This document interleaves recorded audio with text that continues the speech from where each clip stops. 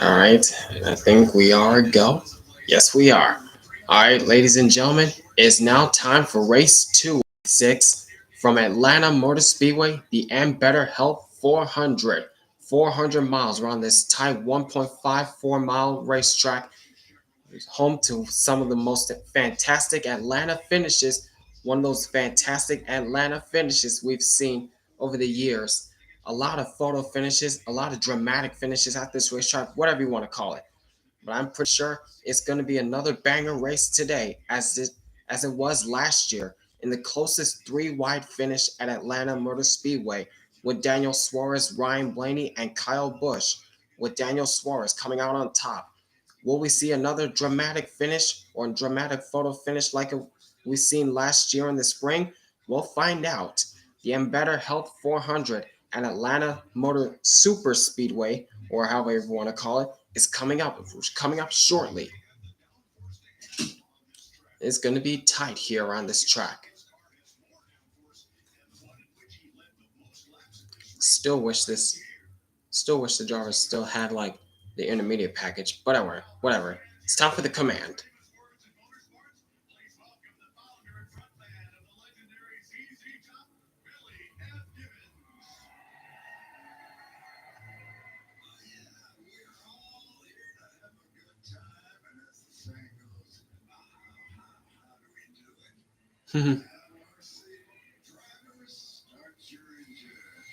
Okay, don't know what kind of command that was, but I guess crank him up, gang, crank him up.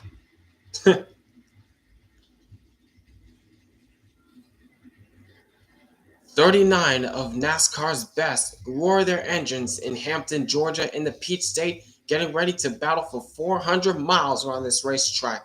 The Ambetter Health 400 from Atlanta Motor Superspeedway coming up next.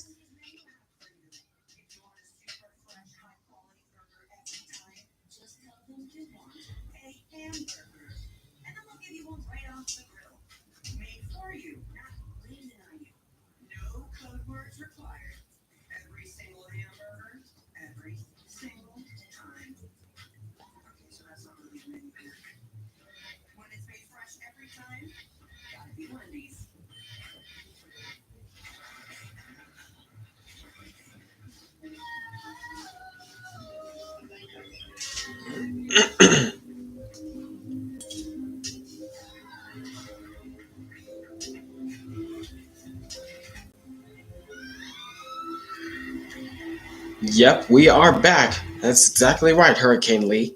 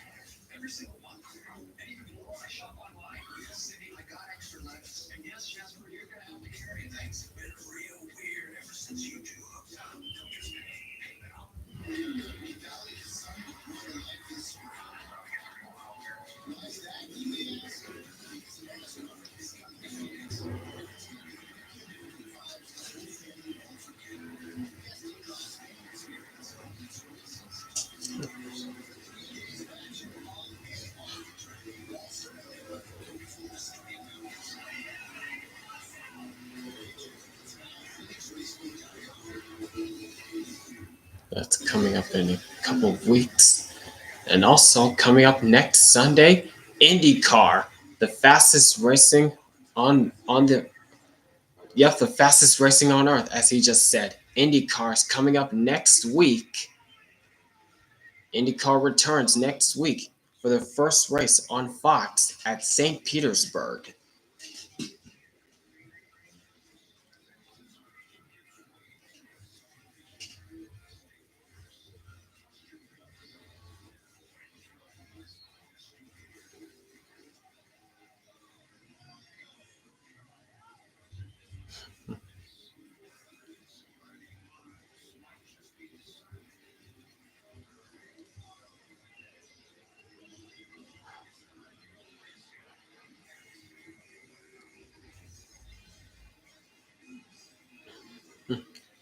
Kyle, did winning yesterday help boost your confidence? Fuck you! That was in the Truck Series.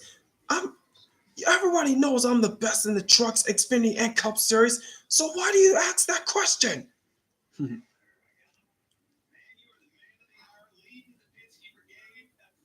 All right, and the cars are rolling out onto the racetrack. It's pole sitter Ryan Blaney on the pole.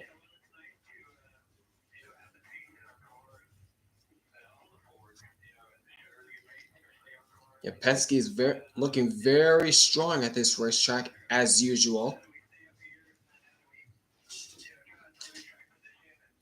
The Penske front row and the last of the Penske drivers, Logano, starting in fourth. So all three Penske cars in the top five, rolling off in the top five. Yep, here's the starting grid. As mentioned before, Ryan Blaney and Austin Cindric on the pole on the front row. And right behind him is Josh Berry, making his second ever start for the Wood Brothers, qualified third, and Joey Logano right beside him in fourth. Then in row three, you got Chase Briscoe. Todd Gilliland in that Aaron's car. My mistake. Yep, Aaron's is back in NASCAR. And Kyle Busch, who came close to winning here last year in the spring, but finished third. And look at that Aaron's Dream Machine. It's been a minute since we last seen Aaron's sponsorship in NASCAR.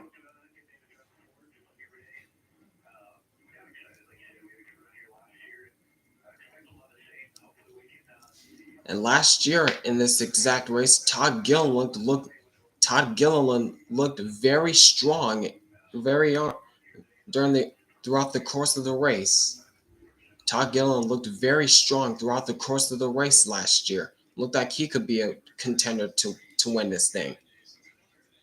And it looks as though the momentum will carry on. Meanwhile, in row 4, there's his teammate Zane Smith and Chris Buescher running out in row 4. And rounding out in the top 10, you're Brad Keselowski and Noah Gragson. And we have a caution! And Brad Keselowski after that flip. Then the 6th row, you got Ryan Preece, speaking of flipping, who was upside down last week in the Daytona 500, and AJ Allmendinger. Then you got Alex Bowman and Bubba Wallace in row number 7. Then you got Austin Dillon and the Daytona 500 champion, two-time Daytona 500 champion, William Byron, rounding out row 8. Ford dominated qualifying. Todd dominated this race last year, and look where he is, right up there. Yep, right inside the top 5. So he could be a contender, or he will be a contender for pretty much the majority of this race, if things go his way.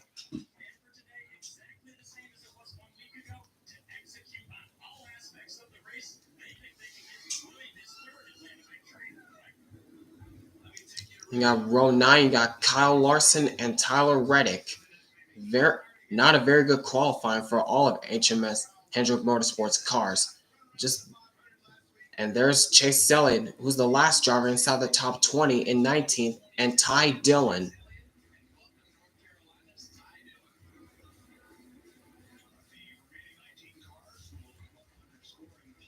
So that rounds out the top 20. And it was also not a very good qualifying for Joe Gibbs Racing either as well.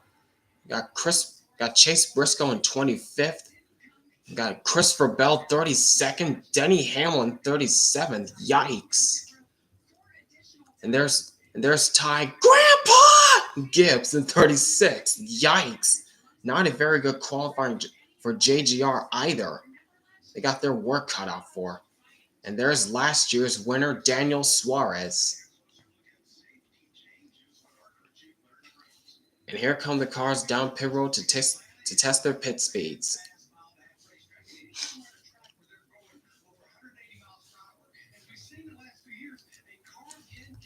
Still wish that these cars had the intermediate package. Let them run unrestricted engines at this racetrack.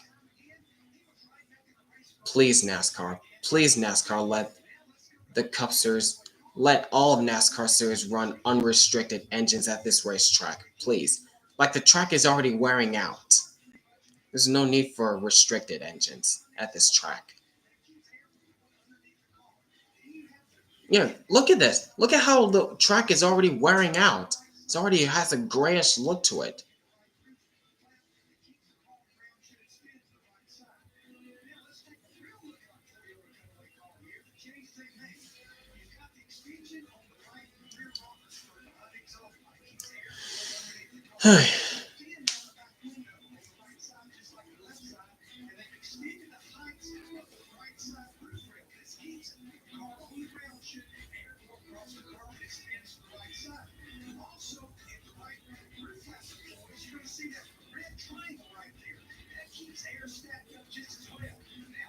hmm. Clearly, there needs to be more changes to these cars to prevent them from stop flipping because clearly what they're doing is not enough. Like, I would love it if NASCAR would just up the horsepower, take the drags out of these cars, and remove the underbody. That's what I would like to see. But of course, NASCAR's going to be like, we like what we're seeing.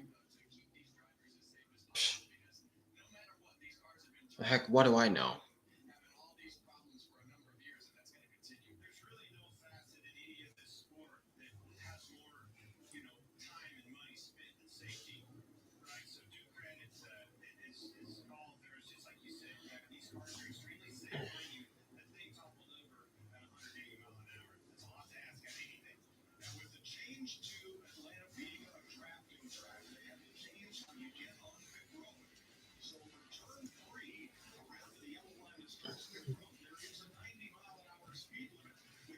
90 miles per hour at the start of pit road throughout the bottom of the racetrack in turns 3 and 4. Then you slow down to 45 miles per hour once you hit pit lane. Yikes!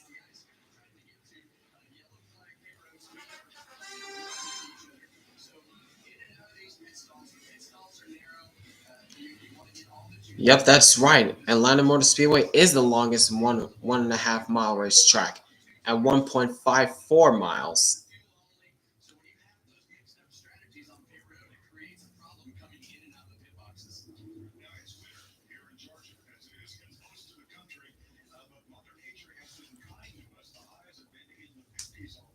Hmm.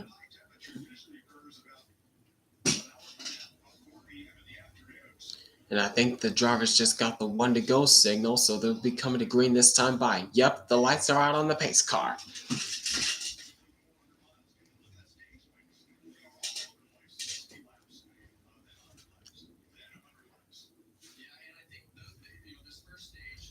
Yeah, the pit lane entrance is very weird at Atlanta Motor Speedway. Like they did the pit entrance like Martinsville, where you entered on the back stretch and enter out on the front stretch. It's not Martinsville, for crying out loud. Like, come on.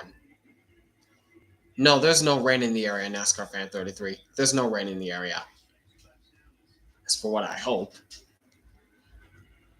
But we're looking good so far.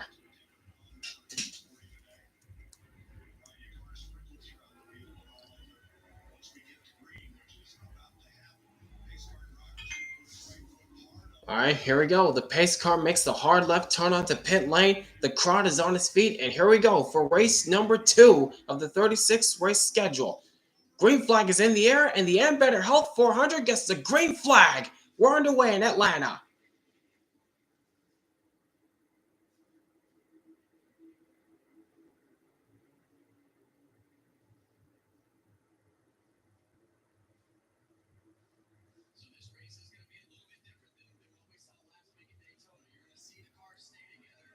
And no surprise, Penske working together already, but two of the Penske cars on the outside lane, but Austin Cindric is the one leading this pack.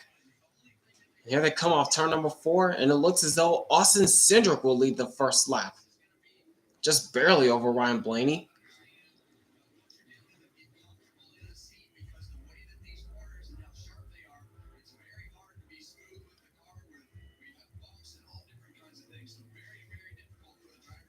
Yep. Yep, it's going to be all about handling of how you handle this racetrack. The handling is going to be going away slowly but surely.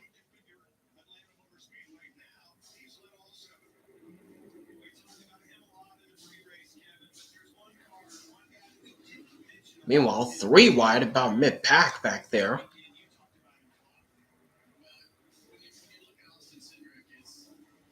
Okay, now they're selling back to two wide, it looks like. Oh, look at Josh Berry now to the outside. Hang on to it. Watch out. Cinder got really tight on the bottom side, trying to block Josh Berry back there. He will do so.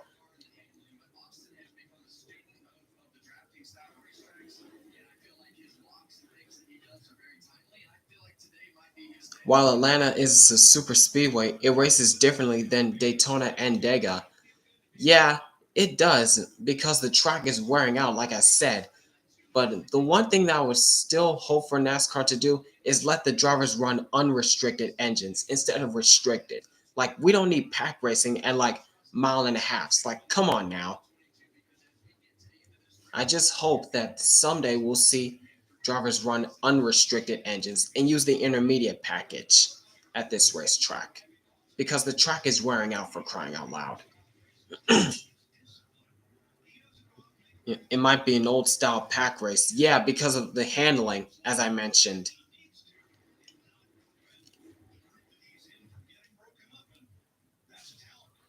Meanwhile, three wide, Kyle Larson and William Byron trying to move their way up through the field. They just got by Alex Bowman and Chase Elliott, who's trying to follow those guys. And there's still three wide between Allmendinger, Noah Gregson, and Carson Hocevar. Oh, watch out! There's Noah Gregson diving in underneath Carson Hocevar. Can't quite clear him yet. Yep, and look at that. Starting to see single file freight training already. Starting to already see a single file freight train up on the top side.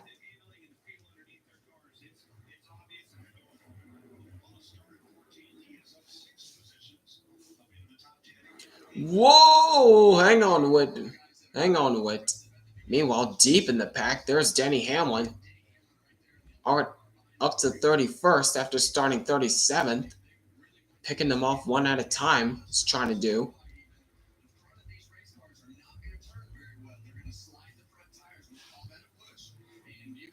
Grandpa, help me move up through the pack. Ty, that's on you. I'm not helping you from here on out. Why don't you ask your teammates to help you?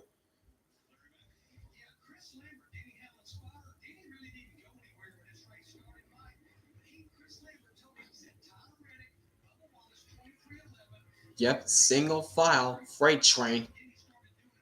We used to see that all the time with the Gen 6 and barely with the next gens with these cars.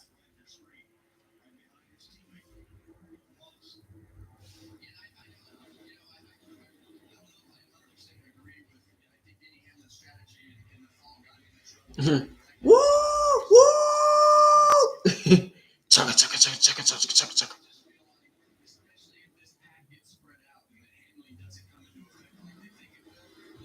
Somebody cue Thomas the Tank Engine theme. Someone cue Thomas the Tank Engine theme as they're getting single file.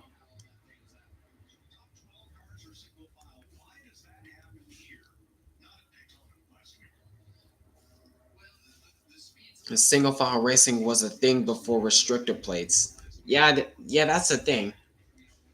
Yeah, yeah, that's the thing too.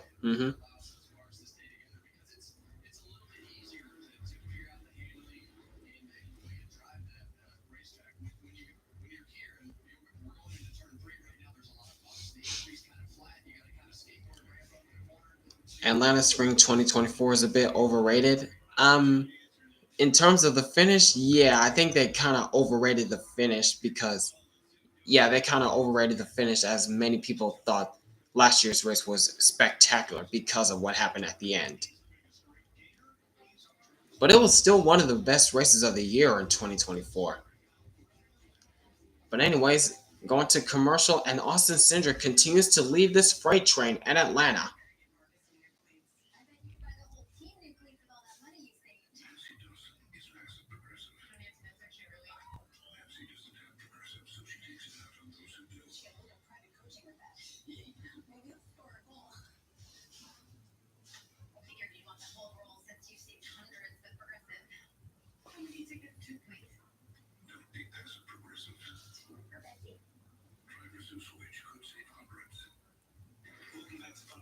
Fox didn't have to make a 2 hour documentary on a photo finish. I think. Are you referring to the So Damn Close documentary when they had Daniel Suarez, Kyle Busch, and Ryan Blaney in there? I don't think that was 2 hours. I think it was just 1 hour, if I'm correct.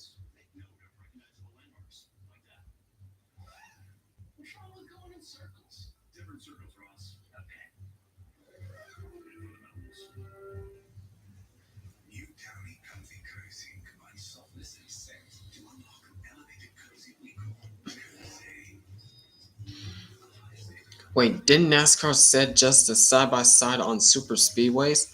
I don't think so. I don't think so, NASCAR fan 33. I remember I remember hearing reports saying that Fox was gonna continue to do side by side commercials for when the race is green, and when it's a caution they'll do full screen commercials. That's what I remember.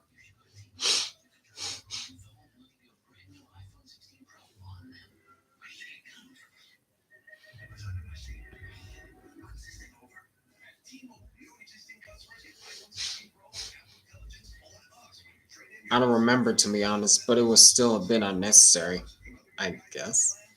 They said that last time in 2024. That is honestly a big move, Fox. Yeah, about time that Fox does side by side commercials when the race is green, and full screen commercials when it's a caution. Even though they even though it's still unnecessary that they still do side by side commercials when the race is on caution when the race is under caution. They still need to improve on that part. But so far, they're doing all right.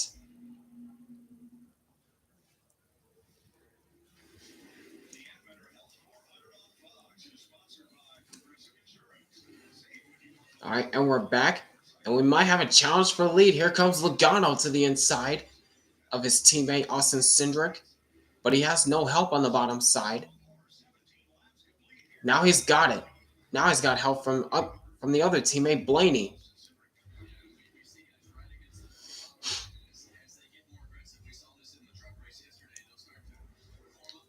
And Barry's getting a big strong push to Austin Cindric.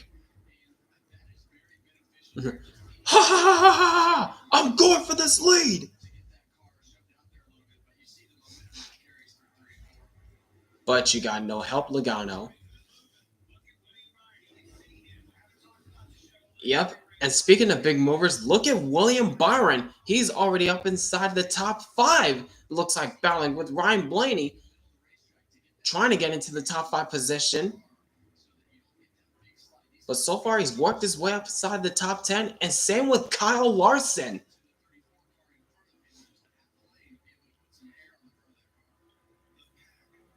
The HMS boys already moving their way up through the field.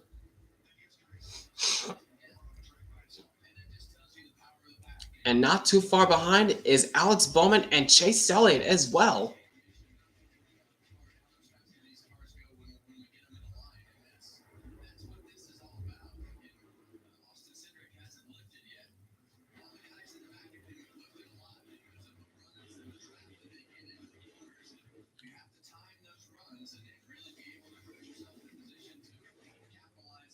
Oh, big run. Here comes Todd Gillen to the inside in the 34 car. Gillen side by side with Cindric, the driver who dominated last year's race and this race. He's gunning for it already. He was one of my underdog picks to perform very well in this race, and it looks as though he's proving that seems to be the case. That seems to be the case right now. Now he's going to get push help from Joey Logano, but not so much. It's a slight edge over Cindric, but Cindric's fighting back on the outside. And Gillen slides back in line right behind Cindric.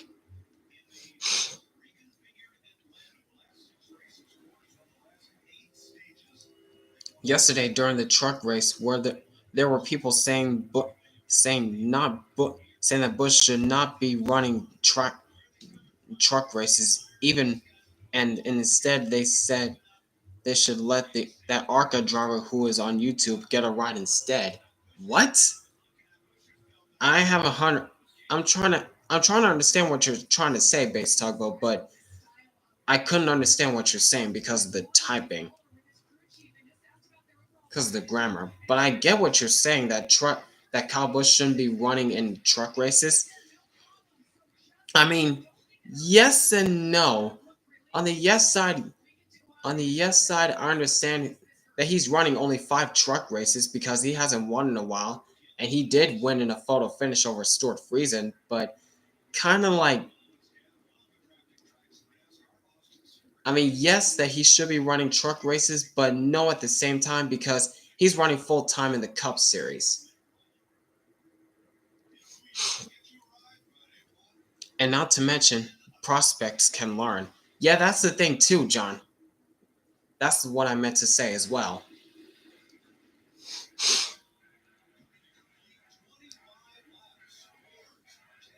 Oh, tight. That was tight. 3 wide in the middle. And Byron's the meat in the sandwich back there. 3 wide. Now he gets back in line. But so far, still side by side between Austin Cindric and Todd Gillen. Kyle Larson make an aggressive move underneath Ryan Blaney. Somehow he made it work.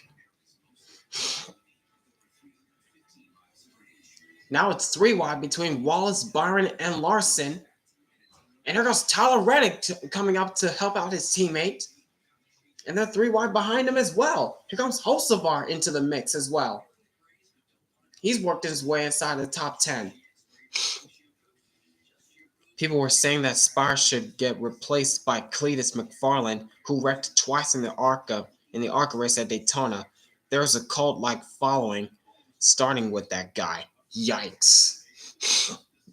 I mean, people were calling it the Cletus McFarland effect, so I don't know what to say about that. And when Cup drivers race against them, it's like a preview on what's going to come. I mean, you do have a fair point there, John.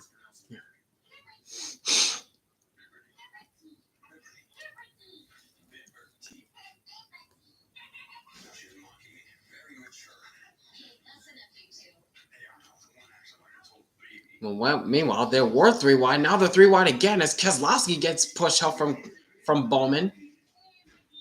But so far up front, it's still Austin Cindric. Now he's got teammate Logano back there. And it's Josh Berry, Todd Gilliland, and Bubba Wallace, the top 5.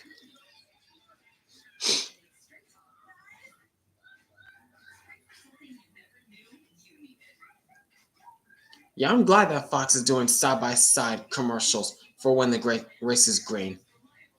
That's what we've been asking for a while.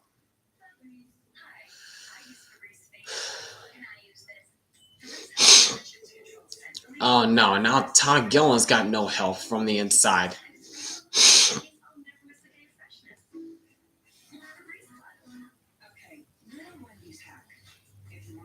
Now he's getting help from William Byron.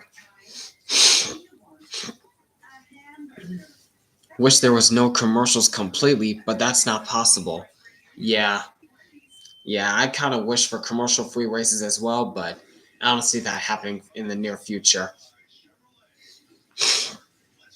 Meanwhile, and we're back from our side-by-side commercial break, and it's still Austin Cindric continuing to show the way here at Atlanta, but not from challenge because here comes Josh Berry to the inside now. He's trying to look for the lead for the first time in this race.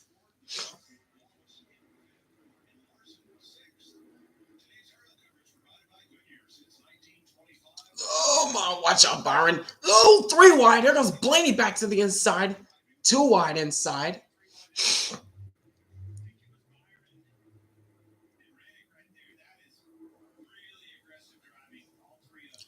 Oh, Larson trying to find some room way outside, but can't go any further.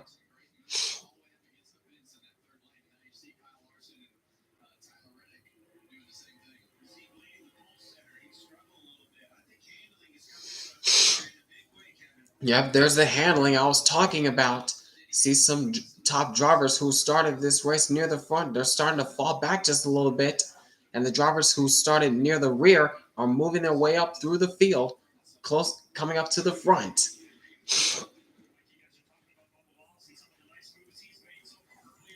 Yeah. I thought Josh would be the one to get Wood Brothers racing their 100th win. Not to be. Yep. in the words of Lee Diffie last season, Jeff, your little boy has done it. Oh, geez, tight three wide once again. Carson Holsevar trying to help Kyle Larson through the middle, and Byron's now on the inside.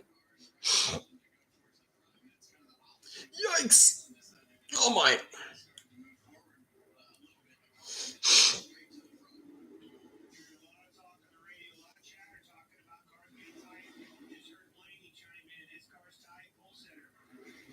You have a lot of drivers complaining about how tight their race cars are starting to get.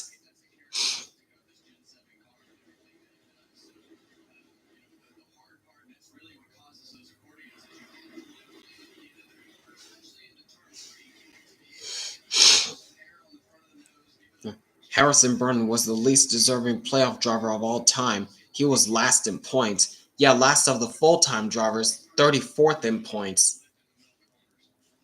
But because NASCAR got rid of the top 30 rule, he was still part of the playoffs regardless with that win.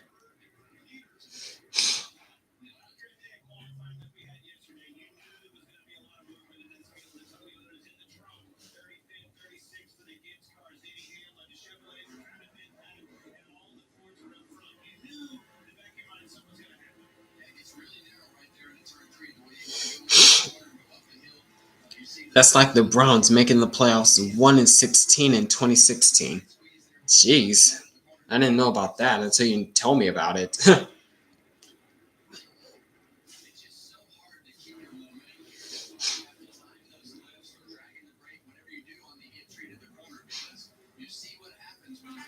Now Carson Hocevar starting to drop back. He's in the middle of the soccer hole. Now he gets back in line in front of John Hunter Nemechek.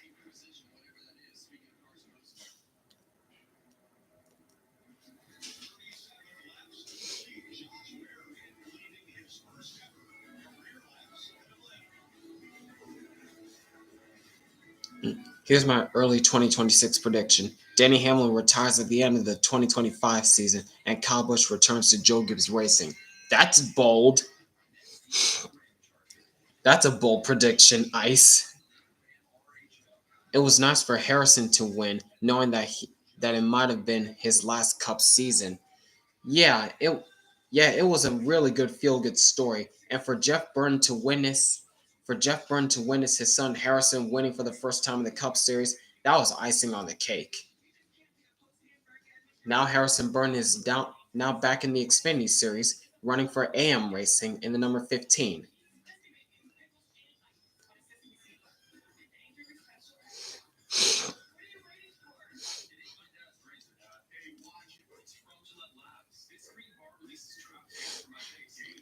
Yeah, base tugboat. That's why I was saying Bush going to Gibbs after 2025 season was a bit bold in my opinion, despite how things ended after 2022.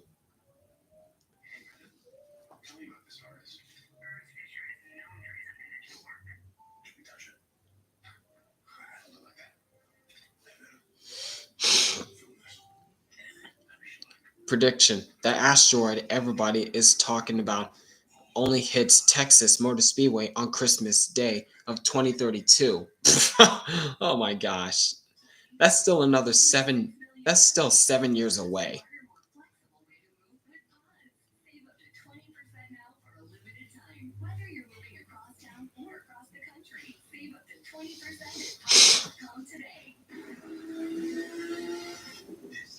I don't know what happens in 2026, but I think it's more likely that that Corey Heim goes to the 11. Um, I mean, yeah, but what about the Xfinity series? What about Xfinity? I mean, from the looks of it, Corey Heim looks cup ready, but I feel like he needs to go through the Xfinity series first before he goes up to cup.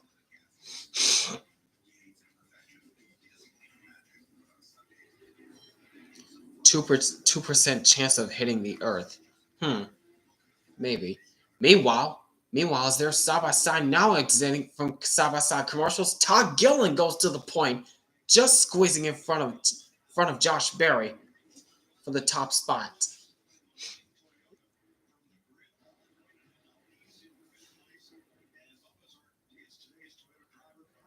Yep, the return of Aaron's.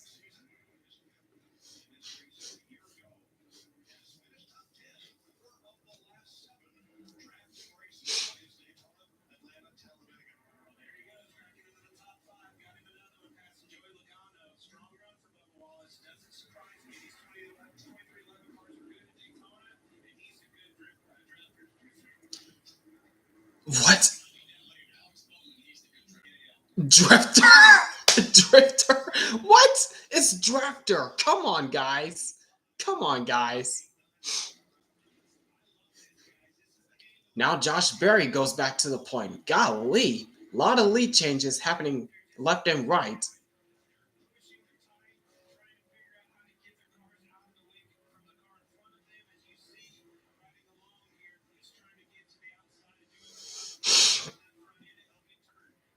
Do you think that Boyer's complaints really helped Todd?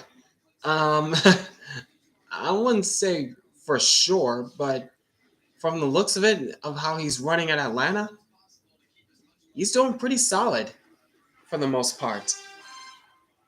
Clint Boyer is the Tony Romo of NASCAR. Oh, compliment. Oh, I see.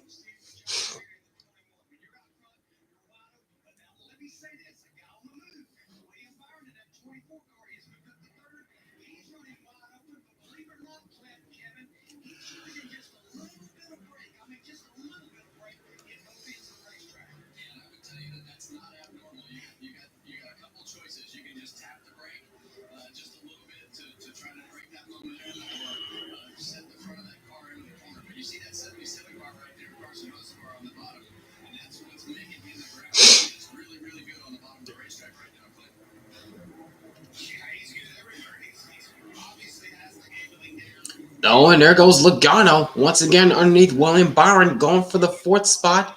He will do so. Now he's attacking underneath Bubba Wallace, going for third, trying to go for more.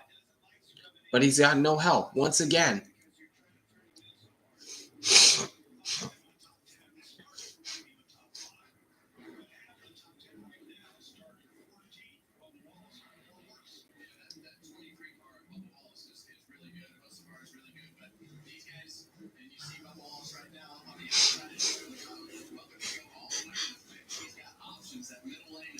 Yeah, I miss the old Atlanta International Raceway, 1997 to 2021 configuration. I mean, you're not wrong about that, Travis Glenn, but to be honest, this new Atlanta has kind of grown on me, but I still kind of wish that NASCAR allowed the drivers to run unrestricted engines and use the intermediate package for all three series.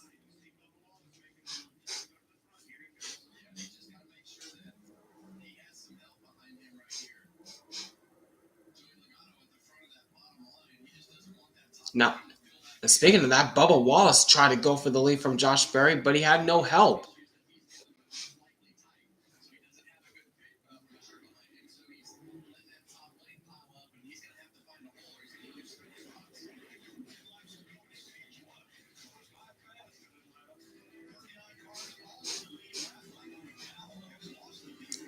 10 laps to go in stage one. Man, this stage has flown by. My goodness.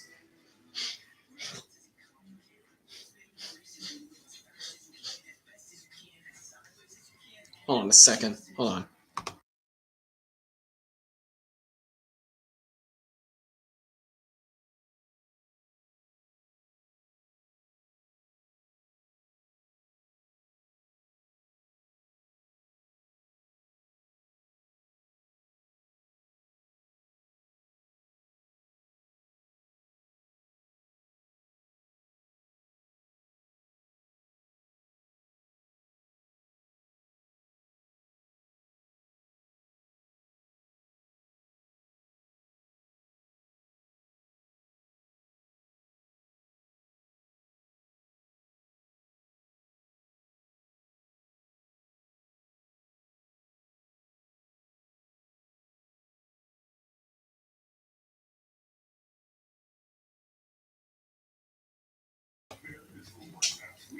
All right.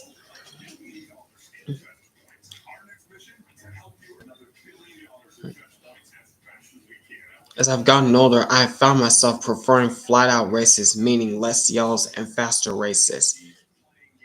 Yeah, for me, I would still prefer the stages, but get rid of the stage cautions.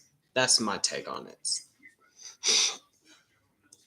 In 2023, NASCAR eliminated the stage cautions for the road courses, and I thought they would take the next step and do super speedways next. And we all know how that ended because of two road course races having nearly caution free, being the Indy Road Course and Watkins Glen, with those races nearly going caution free, they decided to bring back the stage cautions for the road courses.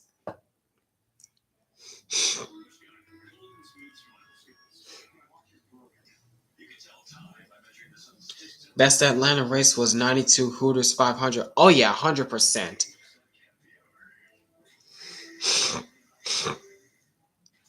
And who goes to commercial would tend to go in the stage. I mean, excuse me. Excuse me. At least the coverage is still commercial free, but yeah, who goes to commercial when there's 10 laps to go in the stage? Like, who does that?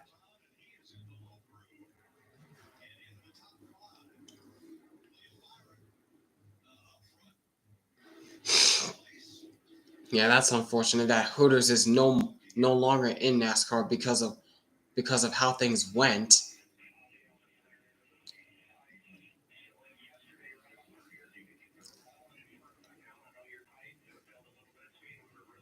Alex Bowman battling a tight race car.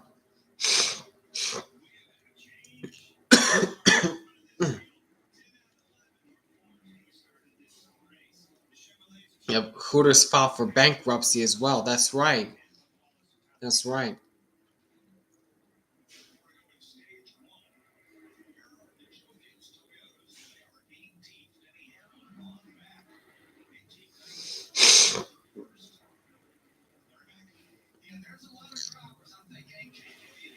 Twin Peaks is be- Twin Peaks is better than the Hooters. Twin Peaks? What's that?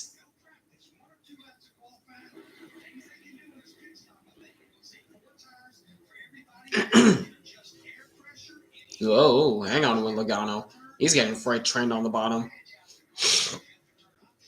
Oh, it's another bar, a sports bar. Oh, okay. I'm gonna have to look it up because I still don't know what you're talking about. So I'll look it up after the race is done, or once this stage is done, because they're coming to the final lap of stage one.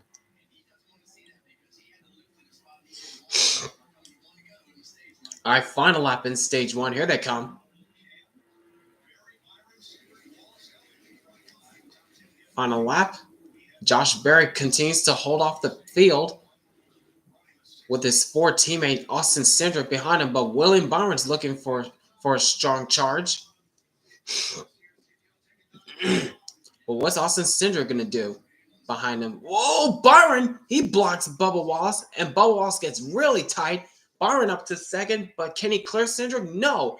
But in front of them, Josh Berry will win stage number one.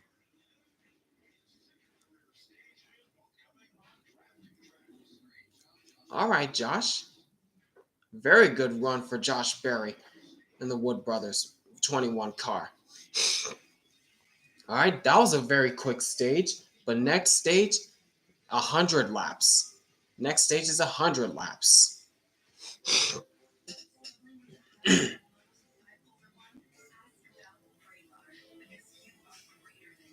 Oh, you like Hooters because of the hot woman waitresses? Wow, that's taken a bit out of context, but okay.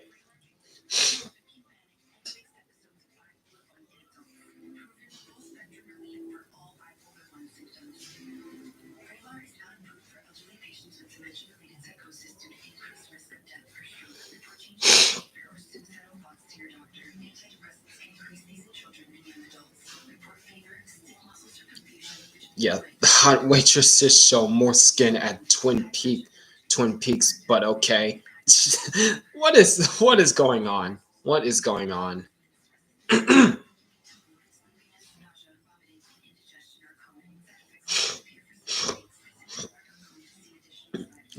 Carson blocked the 8 and Kyle got into the wall. I didn't see that.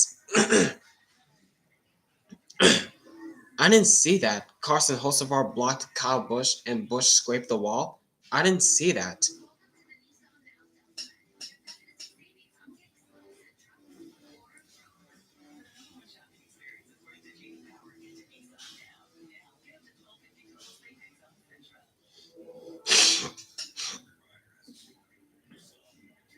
Oh, it wasn't too bad. All right.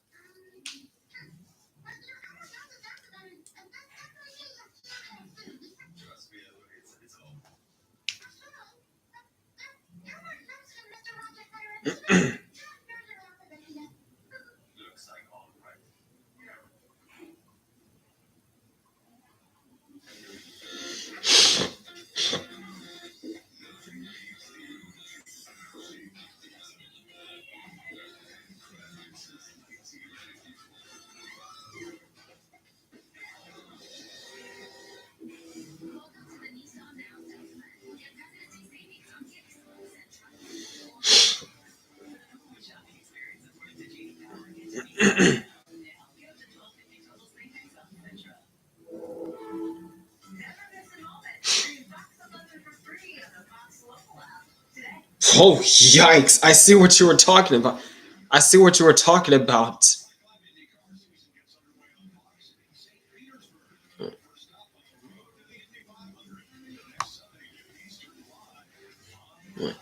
I see what you were talking about, Jeff Gordon Webb, about Twin Peaks. I see what you're saying now. Oh my gosh.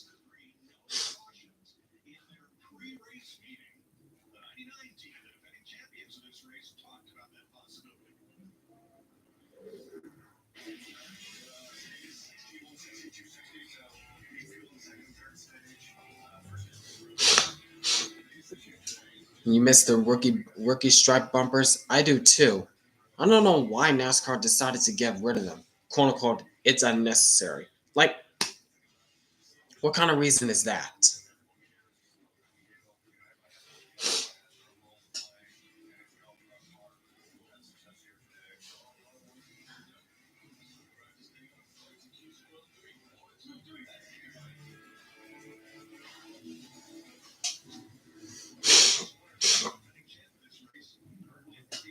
Right, it's tradition for crying out loud.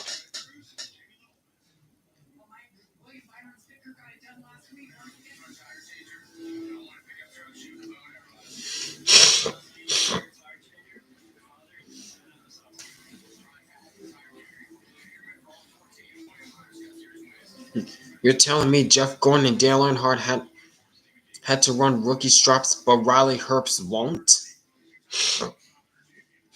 Well, not only Riley Herbst, but also Shane Van Gisbergen as well. They're both Rookie of the Year contenders.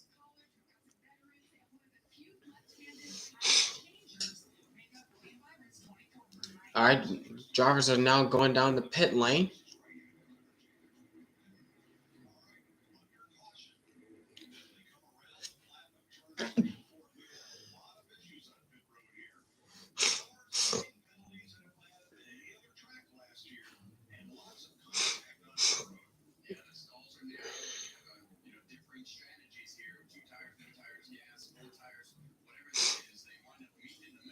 All right, here they come down pit road for the first service of the race.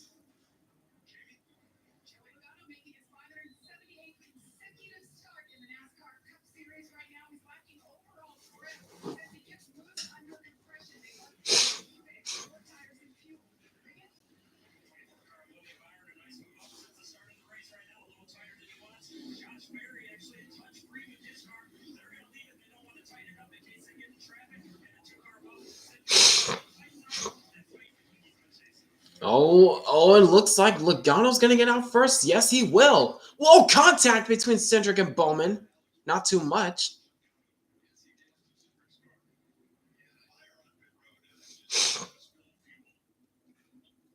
fire on pit road where?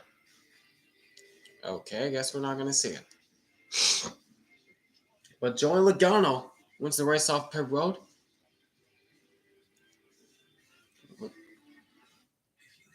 All right. Hey, Alessandro, how you doing?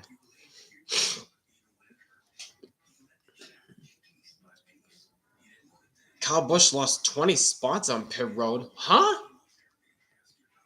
I wasn't even paying attention. I was paying attention to who was going to win the race off pit road. I didn't even see Kyle Busch there. Did his pit crew have like a slow stop?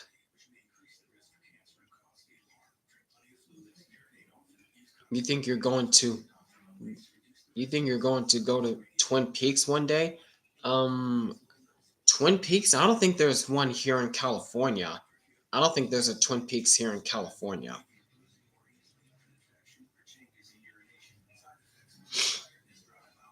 All right, hold on a second. I don't know why I'm sniffling so much. Hold on.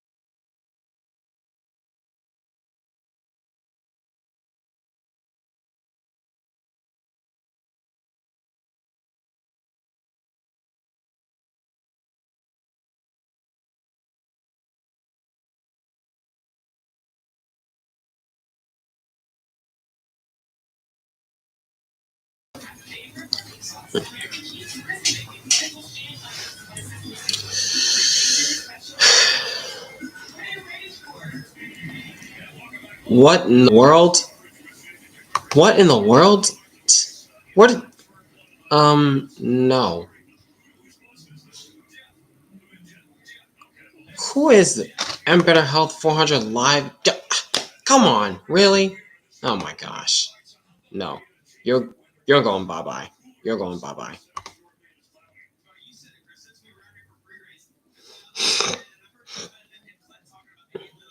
Don't know what that was about. Don't know what that was about. Friggin' bots.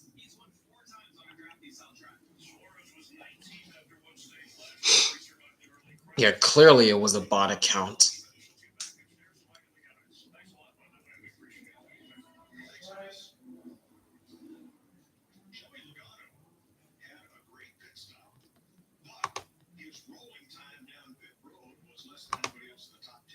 Yeah, I hate spam bots too.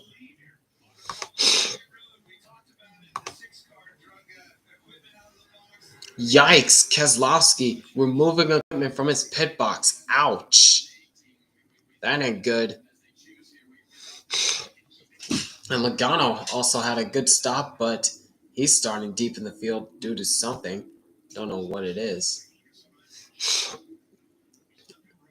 And Kyle Busch back to 34th. Ouch. Ouch. Oh, there's the contact between Bowman and Cindric. There's Keselowski. Oh, watch out. You got the fuel. Oh. Yikes. The fuel man was still connected. Yikes.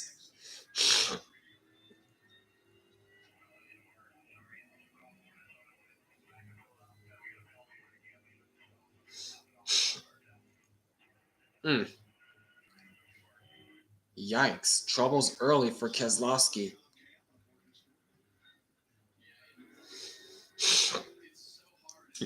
Twitter said that RCR should bench Busch. For what?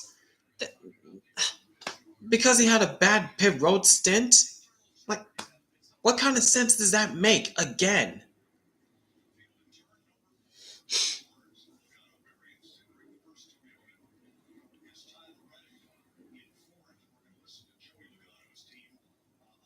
Oh, Logano's still up there. Okay. All right, here we go. We start zone. Green flag, stage 2 underway. Yeah, how about that, Hurricane Lee? Twitter should be benched.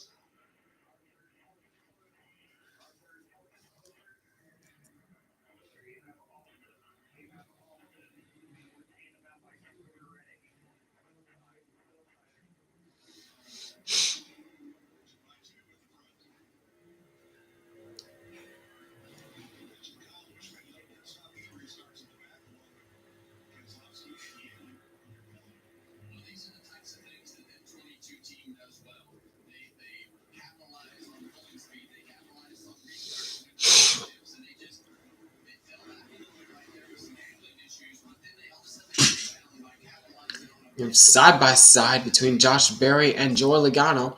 Berry has William Byron down there to help, but Logano once again has his Penske teammate Cindric to help him. You remember, Joey Logano was the fall winner of this race, was the fall Atlanta winner here, and won this race 2 years ago in 2023. Won the spring race here in Atlanta 2 years ago.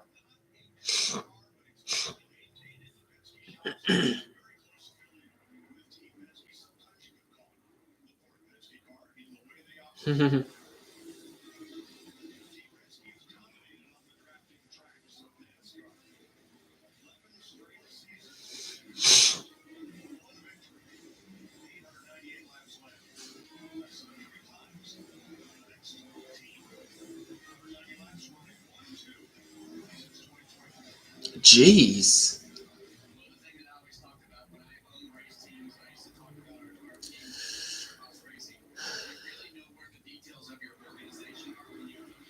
Yeah, clearly Penske has figured out the drafting tracks very well.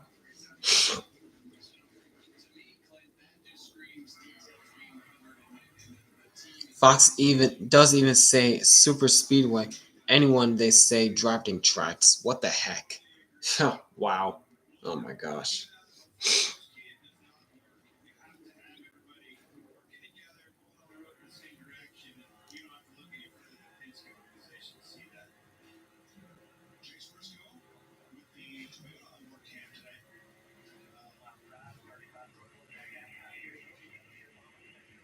On board Chase Briscoe, who started deep in the field,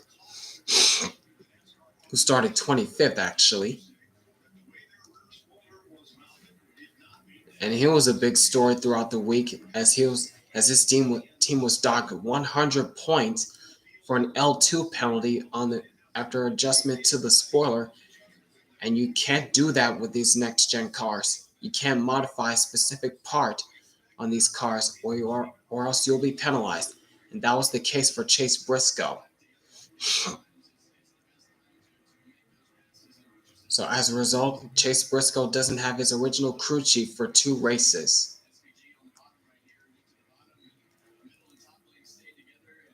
And that means we all have more points than Chase Briscoe.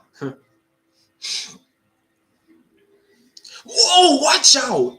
Watch out, Christopher Bell. Golly, that was close.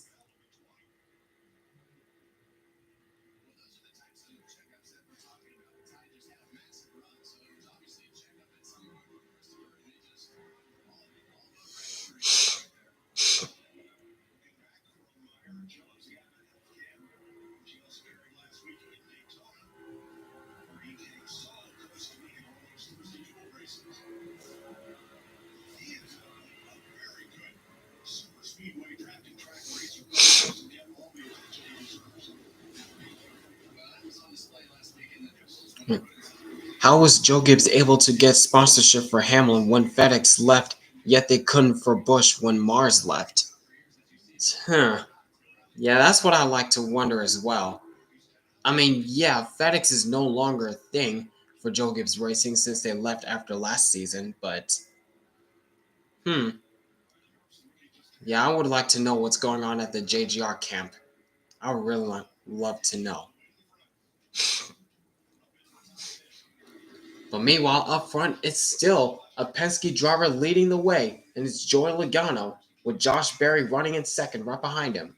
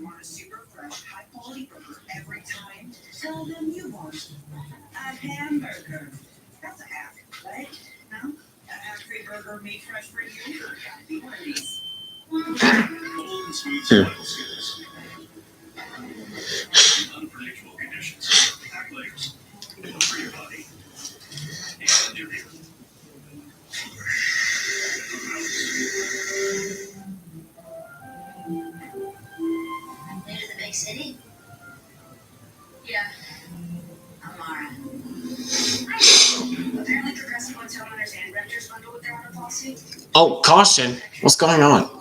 Caution is out. Oh, Ty Dillon, a lot of damage to the right front. And he's beached. Ty, you didn't win the race. Ty, you didn't win.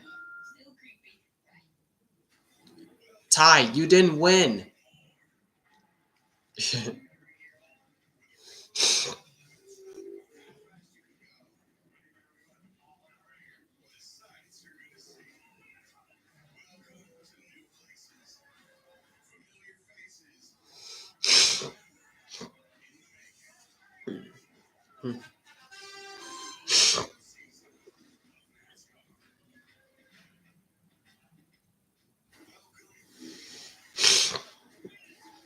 Yeah, stop doing burnouts, Ty Dillon. You didn't win the race.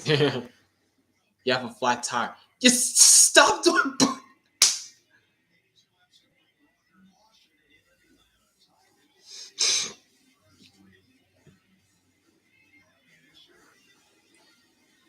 Ty, you didn't win. You didn't win.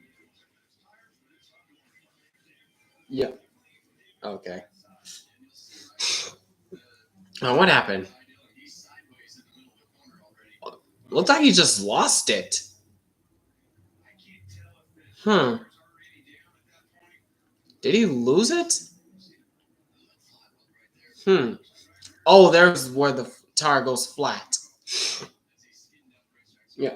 Ty, you didn't win. You didn't win the race, Ty.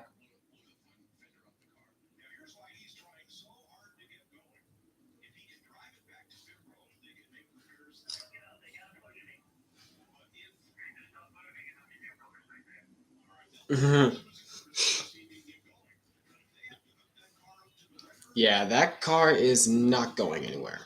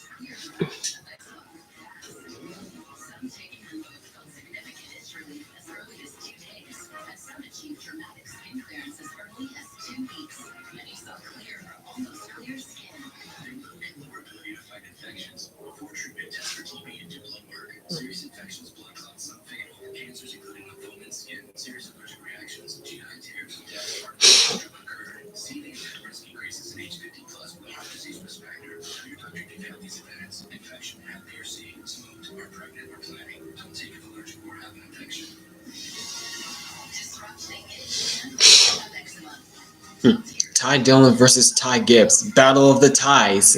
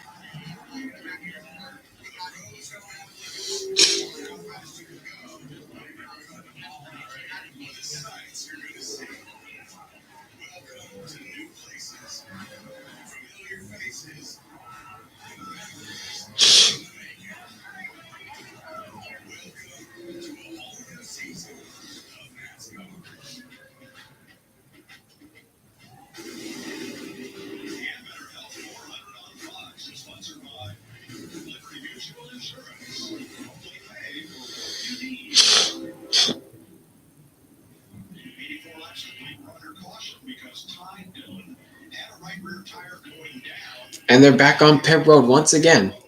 Here they come. All right, what's going to happen now? Here they come back to pit lane.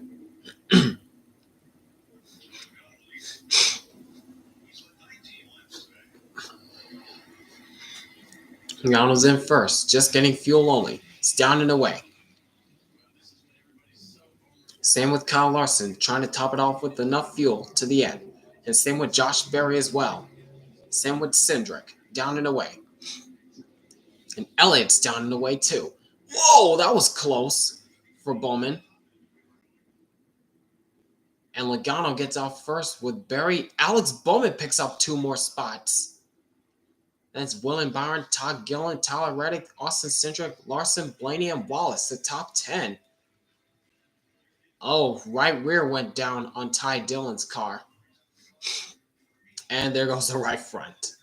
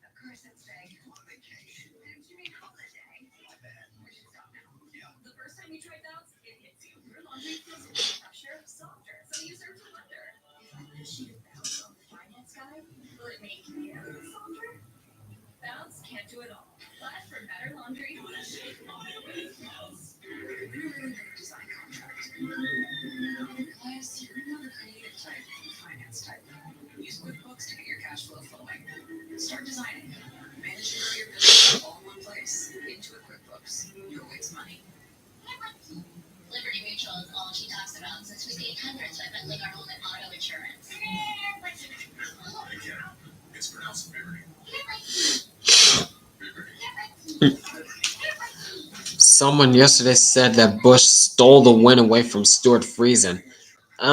Even though I didn't watch the Truck Series race yesterday, but I can definitely tell you that Kyle Busch fought hard for that truck win. Even though it was still kind of a leech win, but at least he fought hard for it. That's all I'm gonna say about it. But what a badass finish, though. To be honest, badass finish though.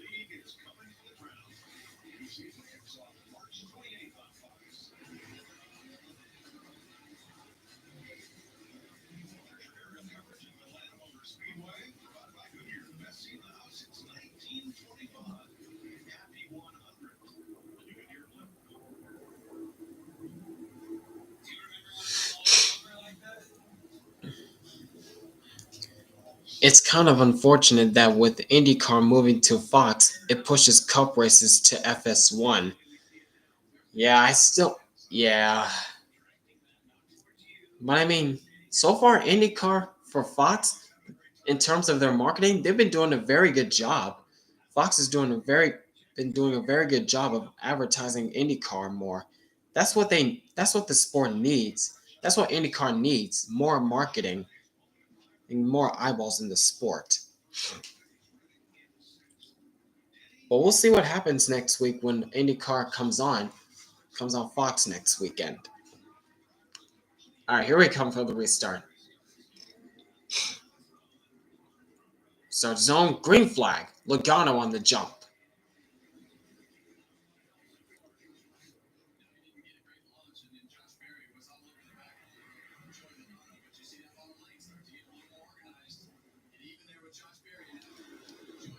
Whoa, who's that making a three wide? Tyler Reddick already. Wasting no time. Gillen's going three wide as well. Three wide. And he's going for the lead. Trying to get there. But again, he has no help. Now Bowman's going to give a shot to Logano. Oh, look at Larson squeezing through the middle. And the bottom lane checks out. Three wide, 4 rows deep now.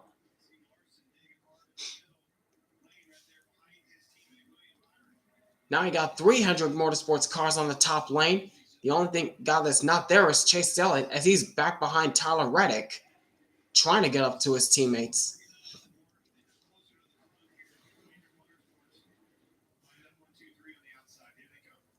Yep, better look out, Logano, because you got a pack of hungry drivers behind you.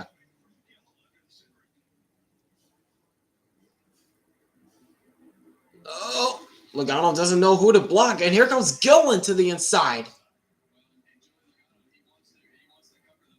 But Logano's getting a big push from Bowman once again, still maintaining that top spot, but Gillen's not going down quietly.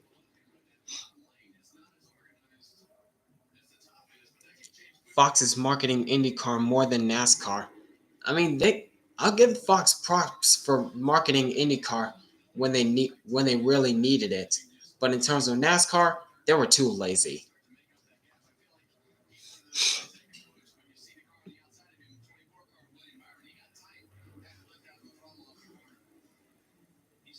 Oh, Gillen once again has the edge over Logano, but can he clear him? Looks as though he will. Oh, looked like Reddick caught the wall just a little bit.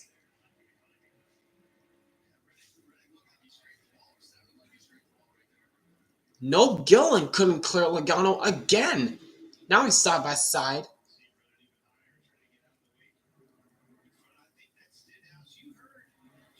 Oh, big push from Cindric to Gillen. Can he clear Logano this time? No, he will not. Yikes! Almost cleared himself there. Almost cleared himself in front of Logano. And Logano will take back the top spot.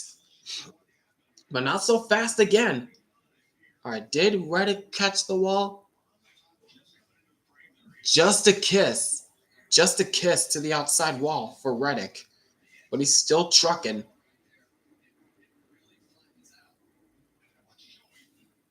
Oh, man. Wow. Oh, and Logano caught the wall because Gillen tried to shut him off, but it's just not enough room. Meanwhile, Josh Berry forcing a 3-1 underneath Bubba Wallace and William Byron. Look at this. Look at this. Holy cow.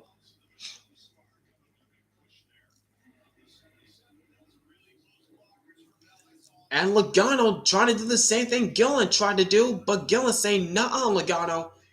Nuh-uh, Logano.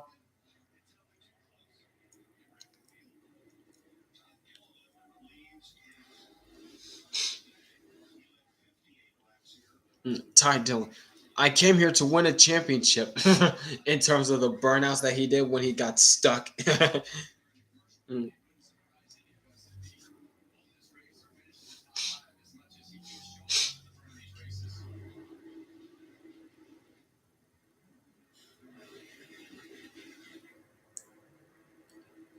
Man, the top two still They still cannot clear each other. One of them trying to clear the other trying to do the same. Man, this is intense already. And we're not even halfway through the second stage. My goodness. And now Logano gets back to the front with help from teammate Austin Cindric.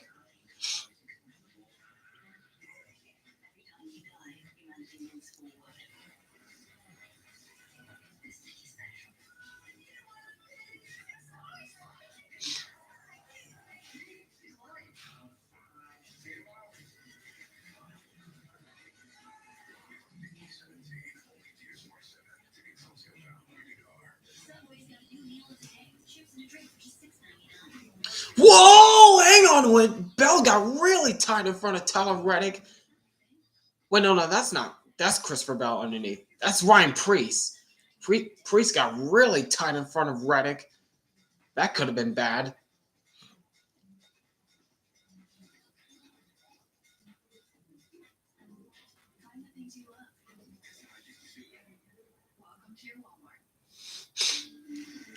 Wow, that was a close call.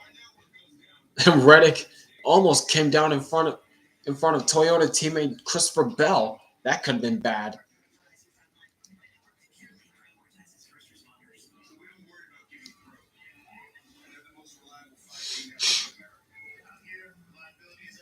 And once again, Gillen going for it once again on the inside of Joey Logano, trying to get back to the lead. Now he's got push help from Bubba Wallace. But once again, the Penske teammates up high working together, as they always do on the Superspeedways or drafting tracks.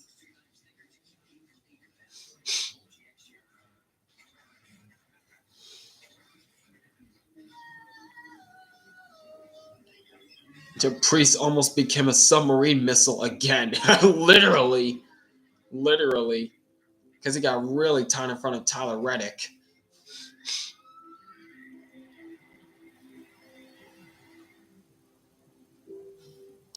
And Logano's back to the point again.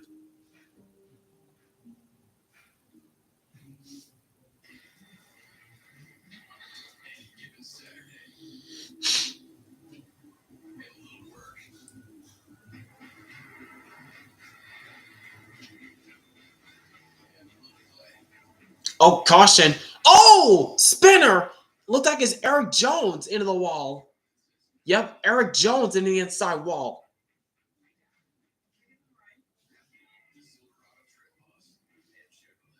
And he's stuck.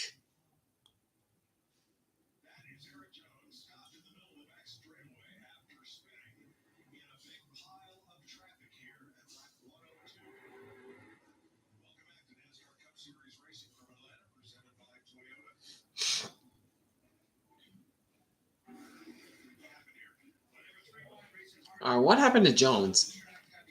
Oh! It looked like he tried to cut in front of Chris Buescher and just cleared himself. And in the wall. Not too much damage to that car. Not too much damage to the front end of his car. Yeah, Eric Jones was trying to avoid, I think it was Riley Herbst who checked up in front of him, but didn't know that Chris Buescher was underneath him.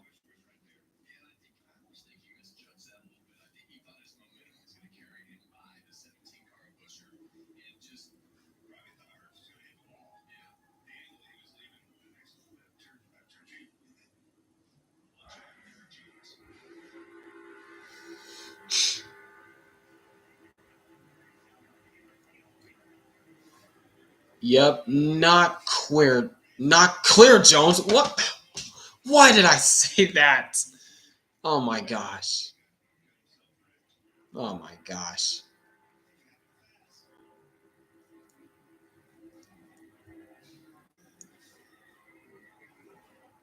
Not clear, Jones.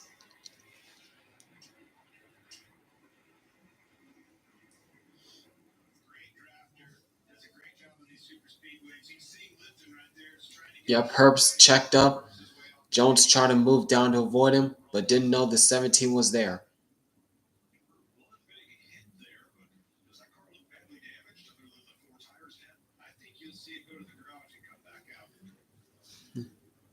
Since NASCAR refuses to remove the diffusers, who is playing flip, who is flipping today? Um, at this racetrack, I don't think anybody flips. I don't think anybody flips since this is kind of like a super speedway esque type track. I don't know. And see, this is the thing. Why are we going side by side commercials under caution? Like nothing is happening on the track. That's the one thing I need Fox to improve on. Stop doing side by side commercials when it's under caution. Stop that.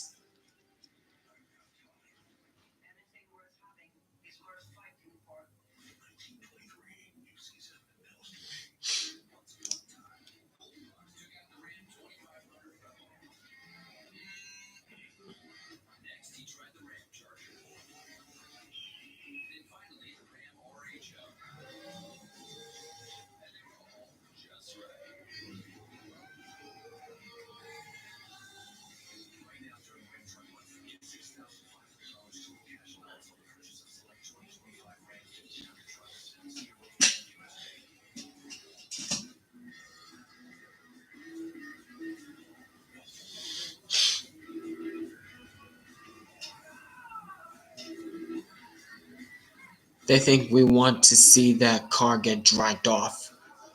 Oh my gosh. Hmm.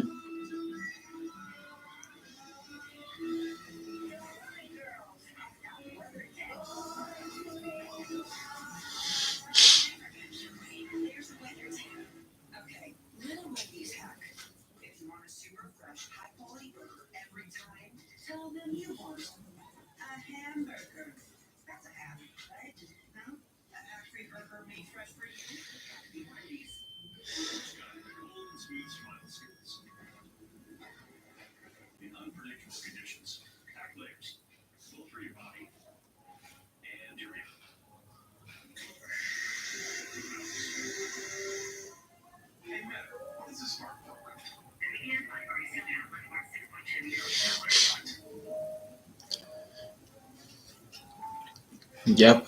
Fox is as stupid as they were last year's or the last few years. Yep, no doubt about that.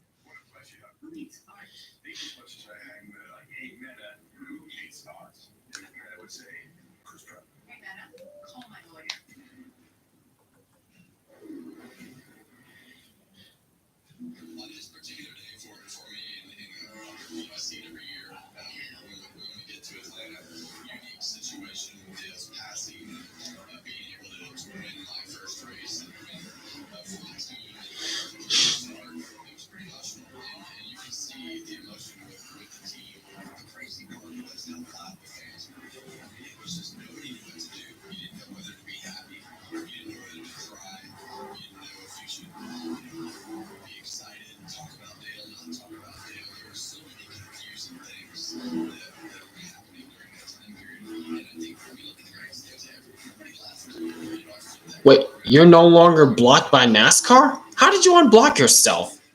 How did that happen?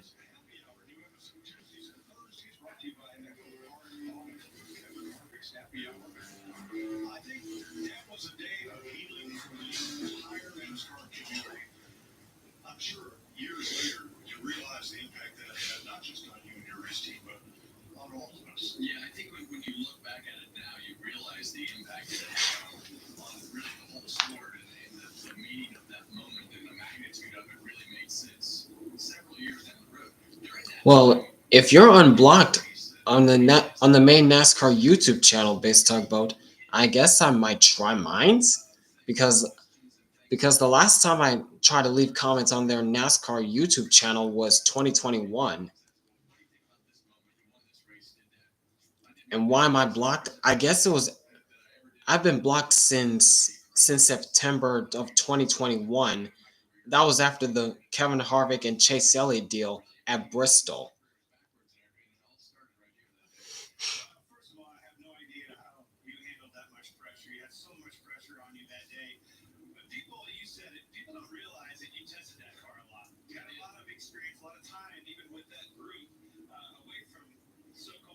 That's odd.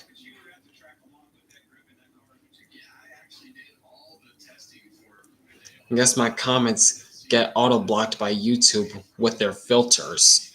Hmm, their filters.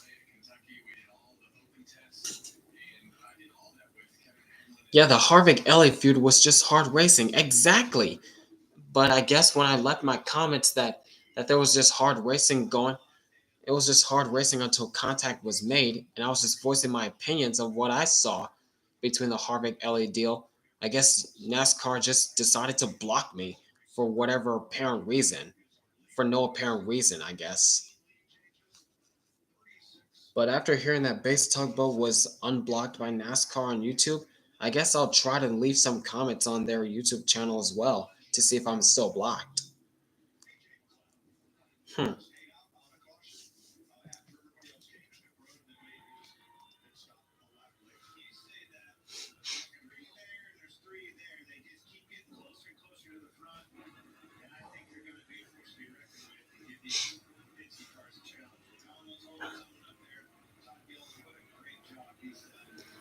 All right, going back green this time.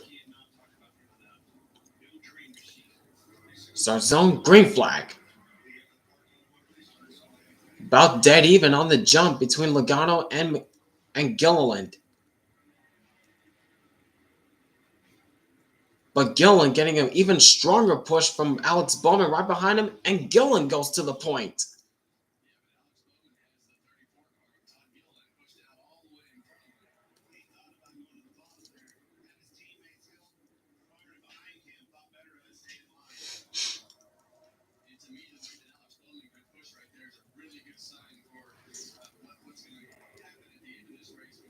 And there goes Logano once again, going to the inside of Alex Bowman, going back to the lead, trying to get there. Logano not wasting any time to get back up there. And he's easily going to take it with help from Cindric.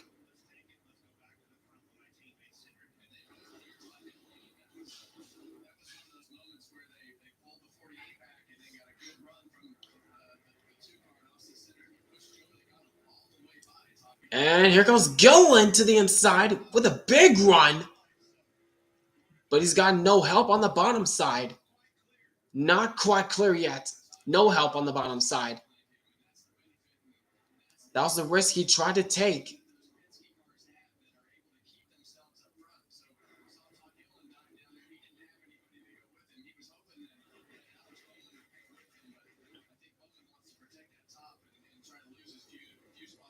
Yeah. The Harvick and Elliott versus Busch feuds were taken way, way, way too far. Yeah, I agree with you on that. Let's talk about.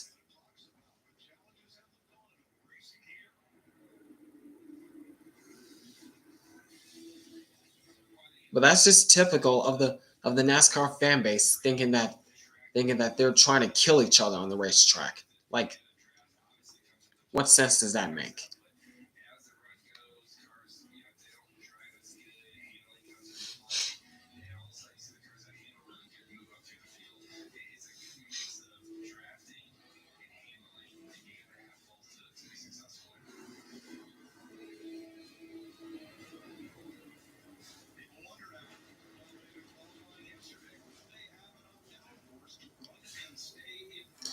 When Elliott did the bow at Charlotte was out of respect for Busch, not mocking him.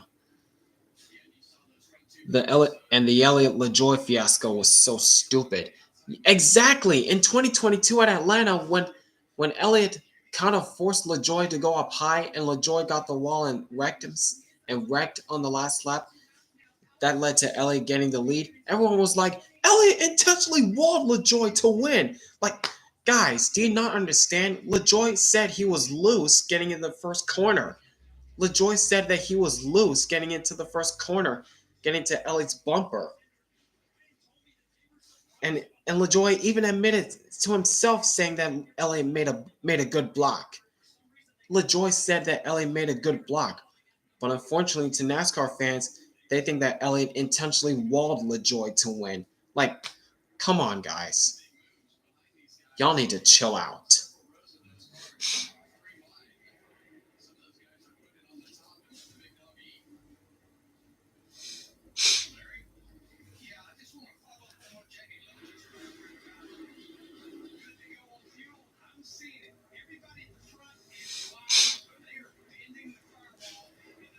Yep, everybody's wide open around this racetrack now. Oh my.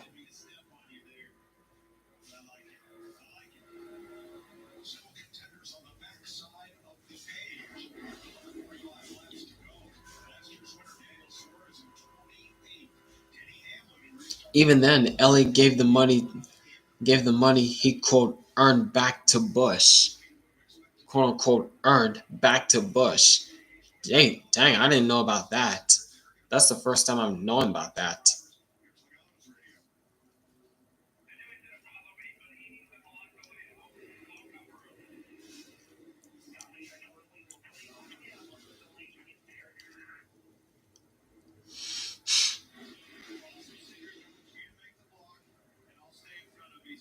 The only bad blocks that Elliott pulled was in the 2018 Daytona 500 and the 2021 Daytona Summer Race, and he got so much crap for a mistake.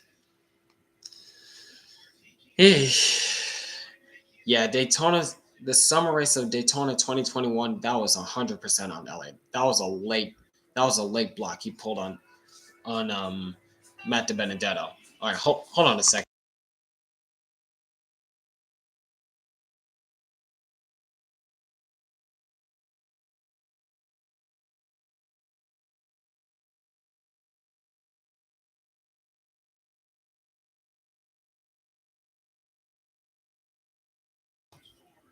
Sorry about that.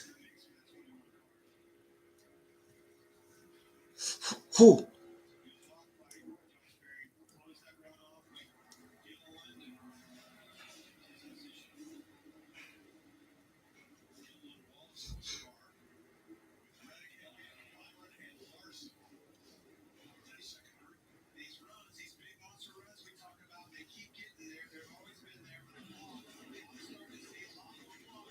Yep, getting a lot more blocks now.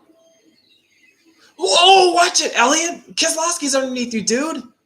Jeez, that was almost another bad block that Elliot pulled there. That was close.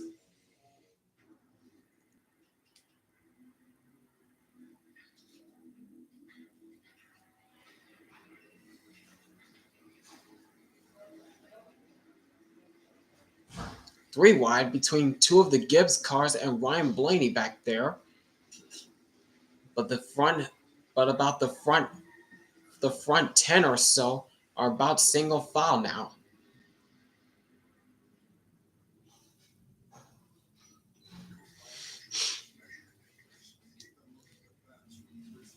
Yep, one of these guys got to get in between these Penske teammates. Yeah, literally. I don't know how they're going to do it, but they got to figure something out fast. When Harvick did the whole bounty thing when Ellie beat Bush in that truck race, Ellie gave the bounty money back to Bush. Oh, okay. I see what you're saying now, Base Tugboat. You know those jinxes Brian Griffith Family Guy fan does? What jinxes? Oh wait. I think I know what you're talking about. There's no way this certain driver blows it away now whenever he's leading. Are those the type of jinxes you're referring to, Jeff Gordon fan?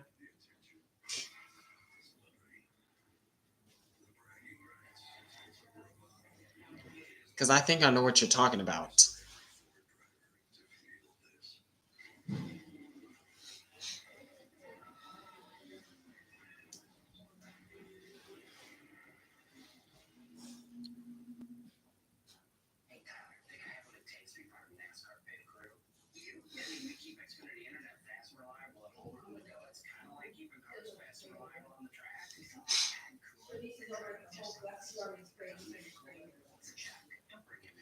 Oh yeah, he ran out of jinx coins, and I beat him at his own game last night.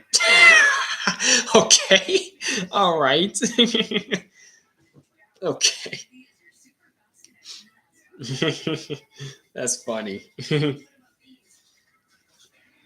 Oh, yikes, Keselowski.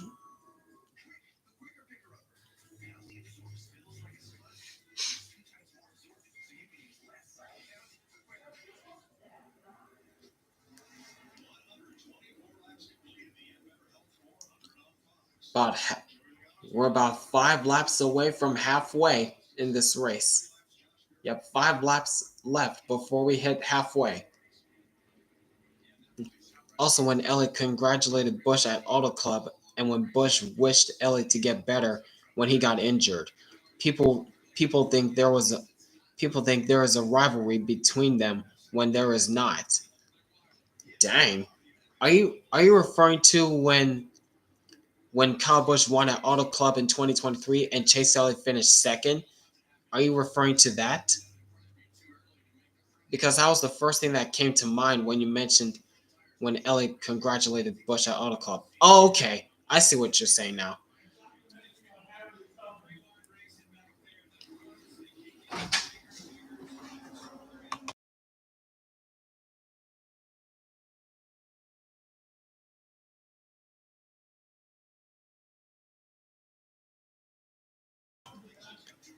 Oh, and he tried jinxing Austin Hill when I jinxed Ryan Sieg successfully. So his Austin Hill jinx didn't go as planned because Austin Hill won last night.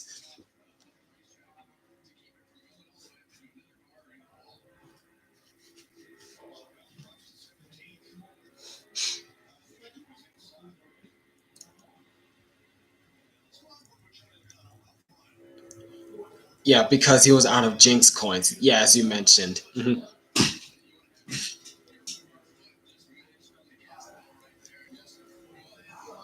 I'm hoping to get Austin Hill's 2025 Bennett Atlanta scheme as a diecast. Well, it's only a matter of time of when that race-winning diecast gets made, and when it's going to get released for the public to get it.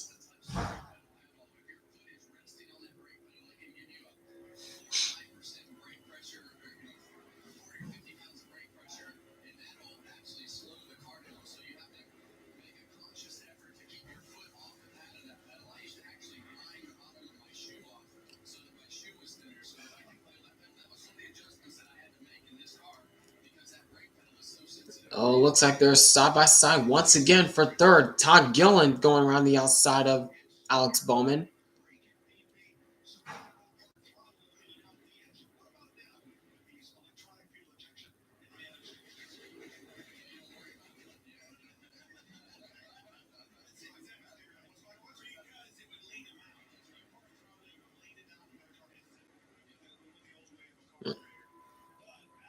Then he tried jinxing HMS, and I really don't care if they win. I won't I want them to finish well. Okay. You heard an angry Kyle Busch? Where did you hear that? When was that? I didn't hear that. I didn't hear an angry Kyle Busch radio. Whoa, Keselowski. Bottom lane got really checked up on the bottom.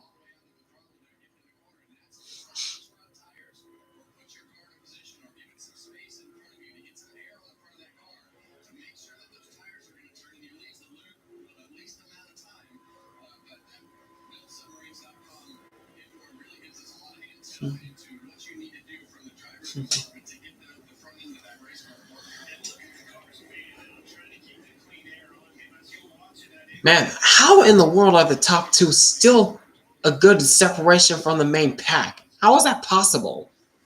How in the world is that possible? How how are they pulling away? What? How are Logano and Cindric starting to pull away from the main pack? How is that possible?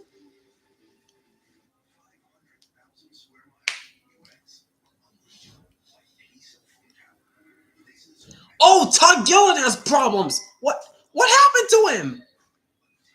Right rear is down on the 38 on the 34 car. Man, he was having such a great run. Man, Todd Gillen was having such a great run, and the right front is going down. I mean, right rear is going down. That sucks, man. And caution is out. There's the yellow. And the tire carcass is gone. No, it was a tire failure that Todd Gillen had, best tugboat. It was a right rear that went flat. Oh, you saw it on Instagram story of an uncensored radio from Kyle Busch? Oh. Fox has been playing some good throwback songs. That that's that's one plus for Fox. That's a plus for Fox.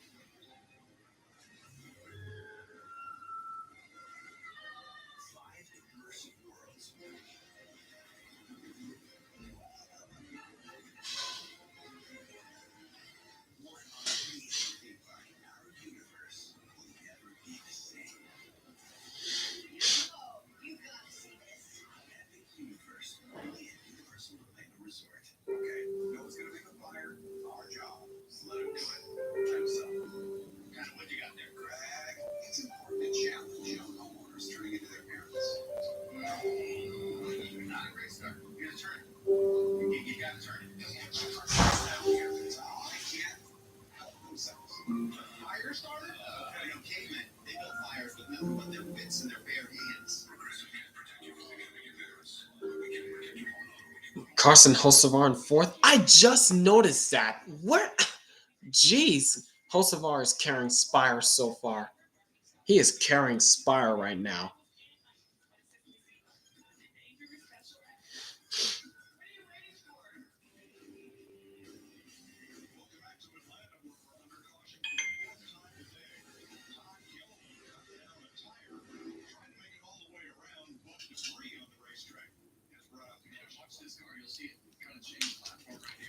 Whoa, yep. And Gillen did a good job of getting out of the way. He also did a good job of keeping it off the wall. And there goes the carcass. There goes the carcass. Imagine if Bowman wins. Maybe if Bowman wins, then NASCAR makes an announcement that they'll be using the intermediate package. They'll be using the intermediate package for Atlanta in the future. Can only imagine if Bowman wins that they do that. Yep. Only one lap for Todd. Only one lap down for Todd Gilliland. Lost a lap. All right, hold on a second.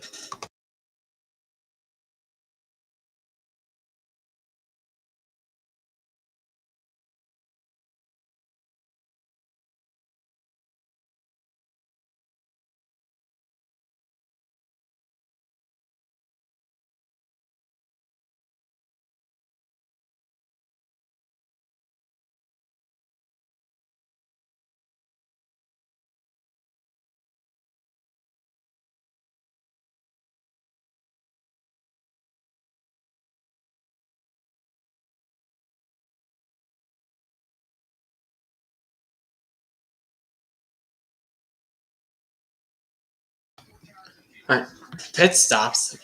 About half the field went down pit road for a pit stop.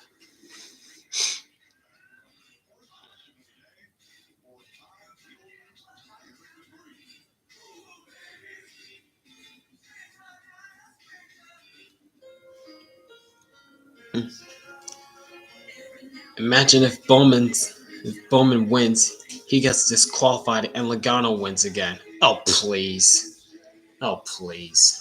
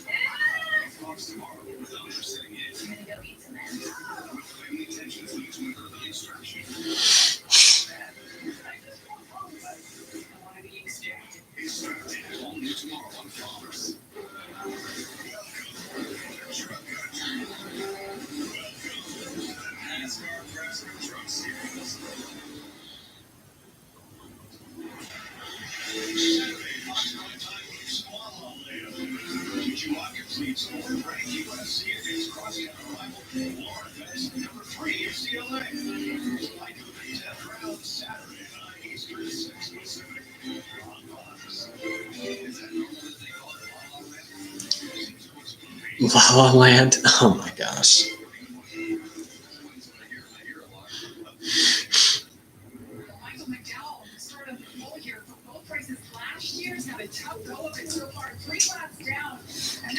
Whoa.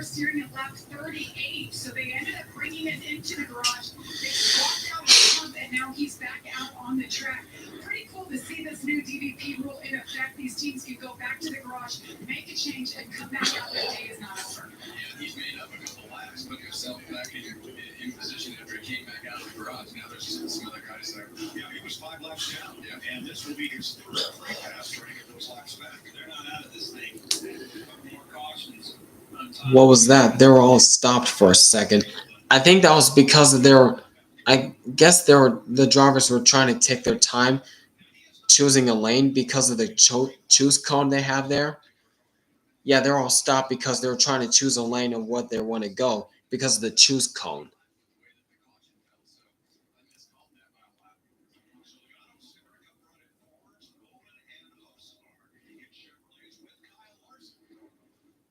Yeah, that was weird.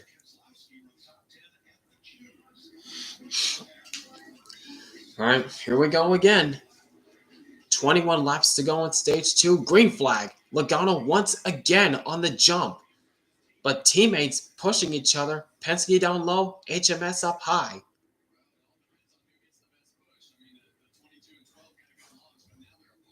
Yep, and Logano's out front, but he's out of far ways.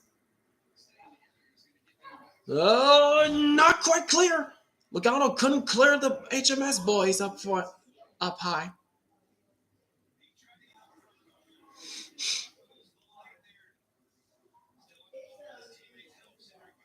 Oh, here goes the help from both those guys, from both Larson and Cindric to their respective teammates.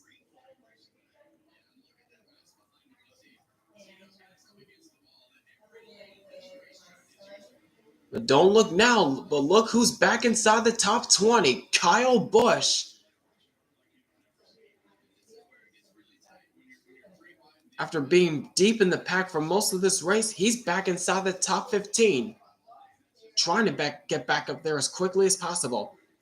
But back up front, Bowman back up to the front. To the point for now. Couldn't quite clear Logano.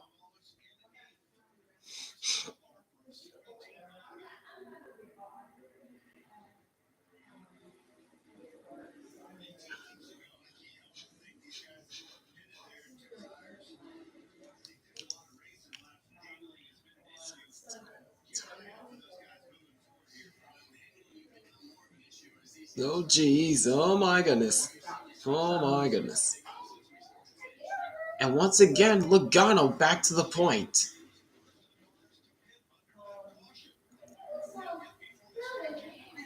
Oh, my gosh. Now, and here comes Elliott back to the inside of Kyle Busch once again. He was up there in the top half of this field, in the top 10 at one point, but now he's mired back in traffic.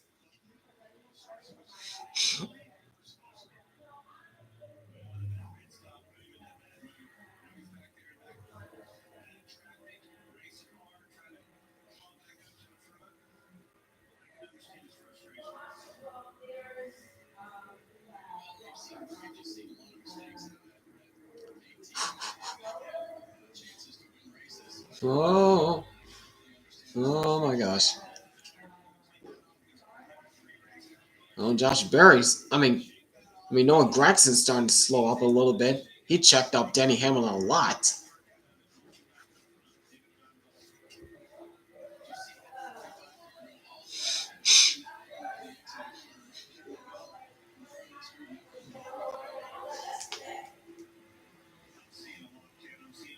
Oh man! And Kyle Busch got swallowed up by Tyler Reddick and Chase Briscoe. Got swallowed up in the middle there. Still maintaining pace.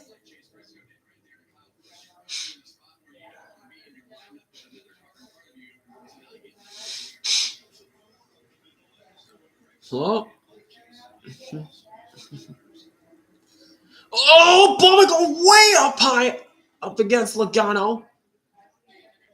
He's side by side with Logano. Got big push help from Carson Hocevar. He led that lap, but still not enough momentum to stay in front. Oh, he's trying to pin him down. He's trying to pin him down side by side with Logano. Trying to keep him side by side with Logano.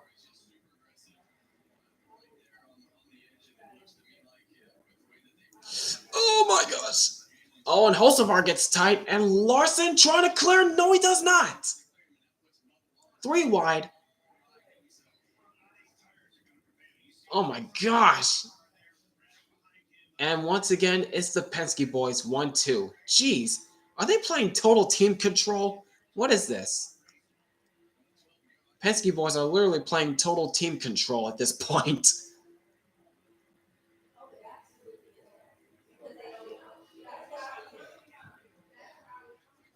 Whoa, Stenhouse! Oh, Elliott's in the wall! Hang on to it, hang on to it! No, man! And Keselowski gets caught up in it. And LaJoy's caught up in it as well. Ah, man.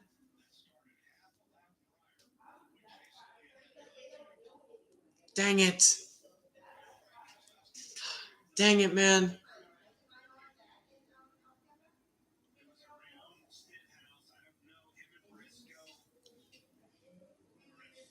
Yep, LaJoy's got a lot of damage to the right front.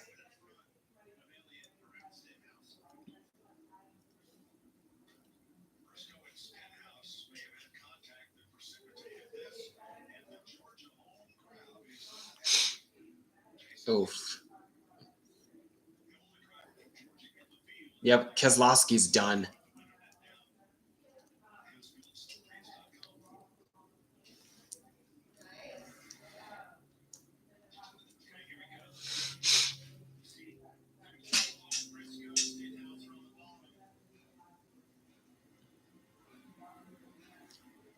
Whoa! Was that Briscoe that got into Stenhouse and into Elliott there?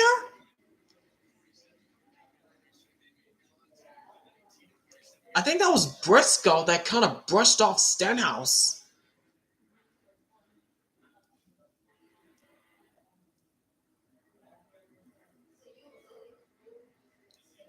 And the tire goes down, just clips LaJoy. And Keselowski had nowhere to go.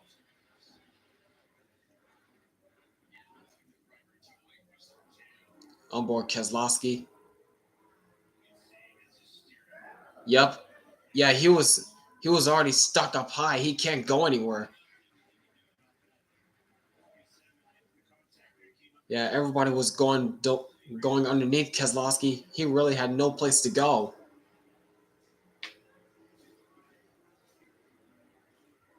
Ugh.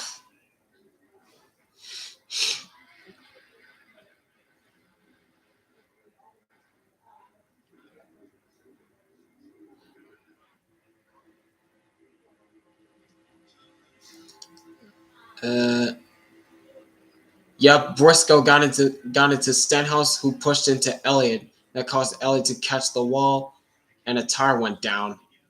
Either that or a tolling kind of broke. No, it was a tire. It was a tire, and he clipped LaJoy and Keselowski. No place to go. Yikes.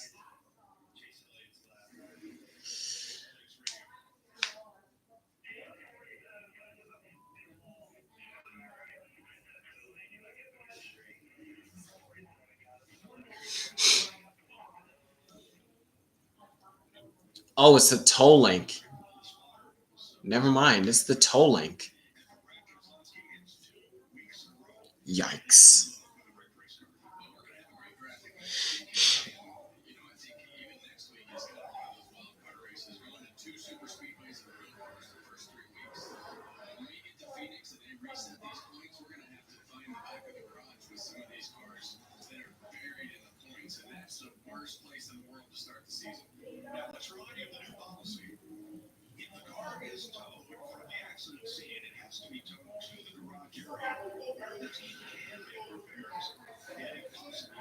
Yeah, thanks, Space Tugboat. Having such a good run. Nah, just wasn't meant to be, I guess. Just wasn't meant to be.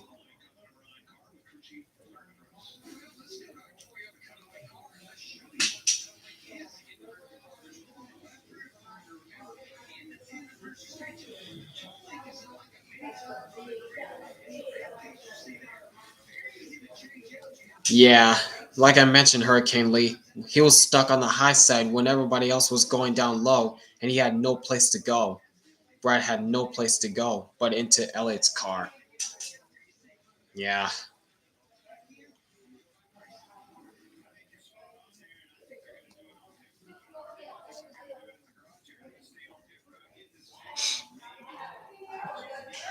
Yeah, how are they gonna fix that tolling?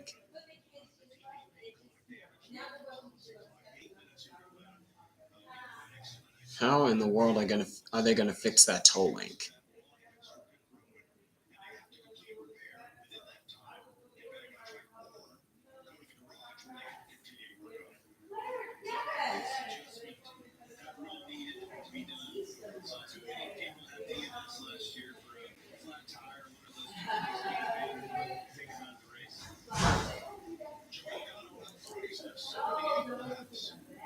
What?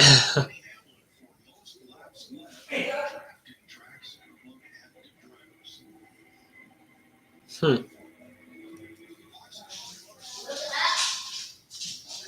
Hmm. Mickey Mouse has led the most laps on drafting tracks among any active drivers now. Seriously? Like I said, Penske has a knack for super speedway racing, and they're they're like a master at drafting tracks. Oh geez, and Fox is going to be very busy next week because next week at 12 o'clock is IndyCar at St. Pete. Then at 2:30, NASCAR at Coda next week. Okay, hold on a second. What's going on out there?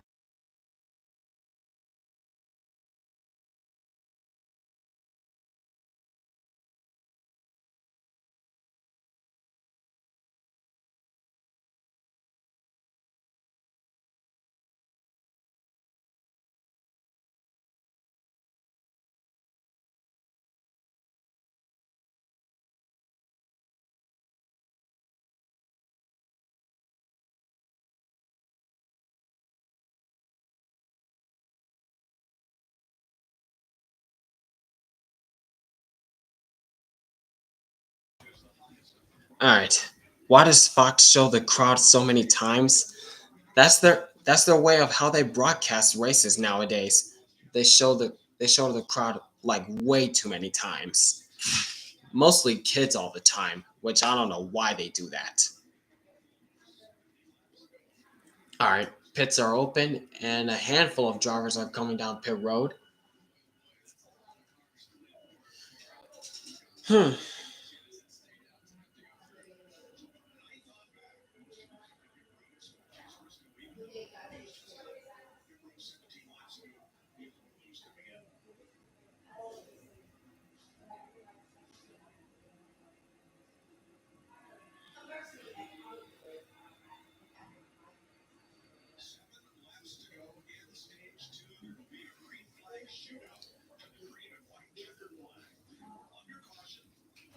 All right.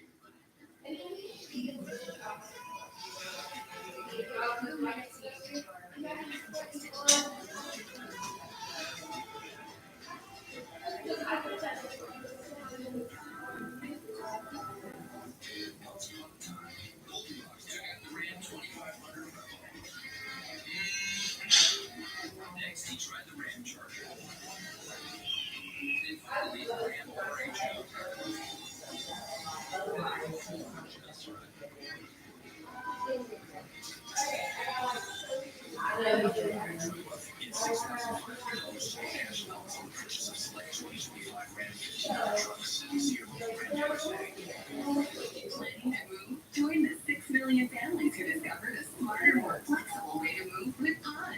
Save up to 20% now for a limited time. Whether you're moving across town or across the country, save up to 20% at Pods.com today.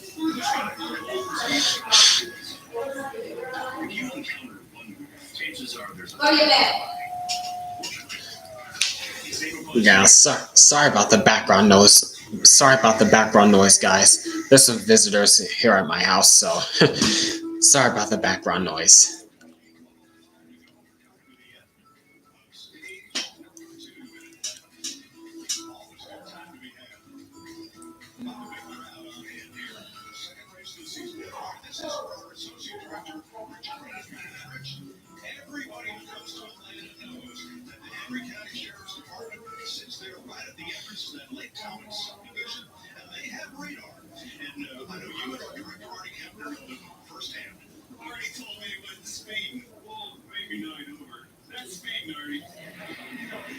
All right, green flag back in the air.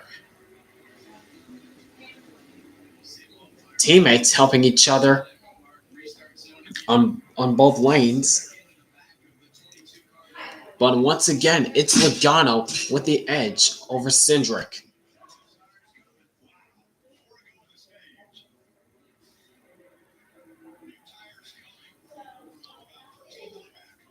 Oh, three wide, deep in the pack. Three wide, about 4 or 5 rows deep.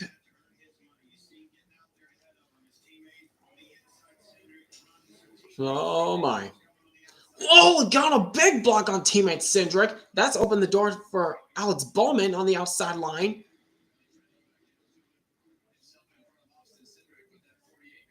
Now he's gonna get big push out from teammate Kyle Larson, and Bowman goes to the point. Now is he gonna block? Yes, he will. But don't get out too far. And it looks as though Larson's trying to clear the Penske boys, but not so far. Oh my gosh. Now it's Alex Bowman in control of this race right now. Whoa, watch it, Hocevar. Trying to block Blaney back there. Now's the Hedrick boys battling out for the lead. Here comes Larson to the outside. What's Logano going to do? Nope. He wasn't going to try it. He wasn't going to try to go 3 wide. Final lap in stage 2, I just realized. Man, everything's happening so fast all at once. Looks like it's going to be a battle. Oh, Logano forcing it 3 wide underneath Bowman. But now he's under attack from Bubba Wallace. And it looks as though coming off turn number 4, it's going to be Kyle Larson that's going to win stage number 2. How about it? How about it for Larson? He wins stage 2.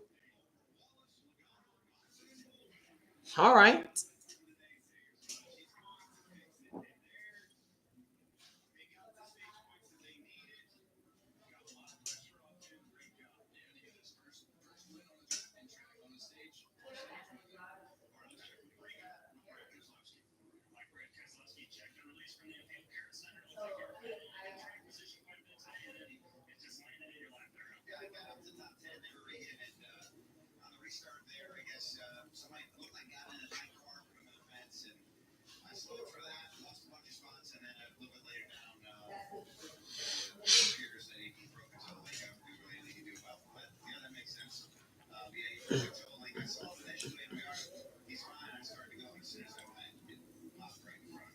Oh, yep. Keselowski, no place to go.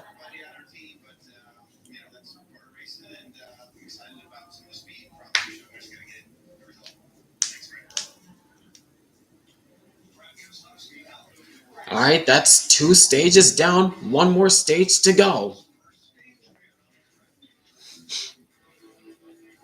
2 stages down. 1 more to go.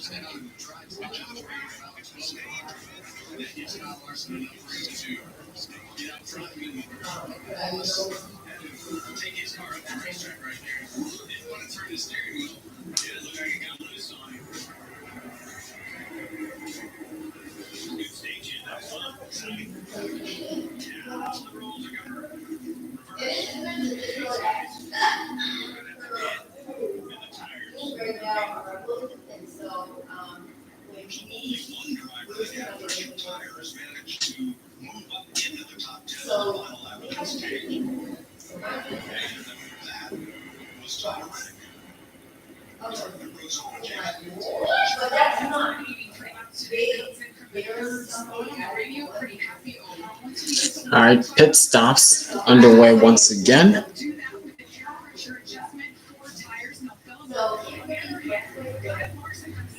Logano the first to dive into a stall.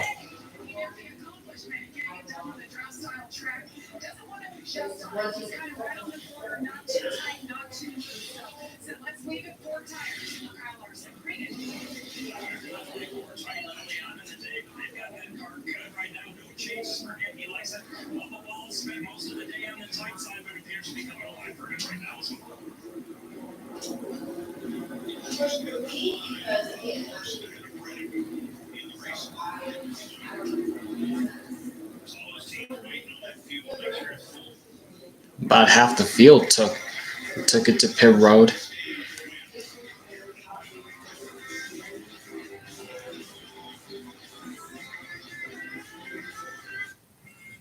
This tax season, do more than just catch up. Go forward with a free 5G phone with select straight talk plans. Let's break for the speakers.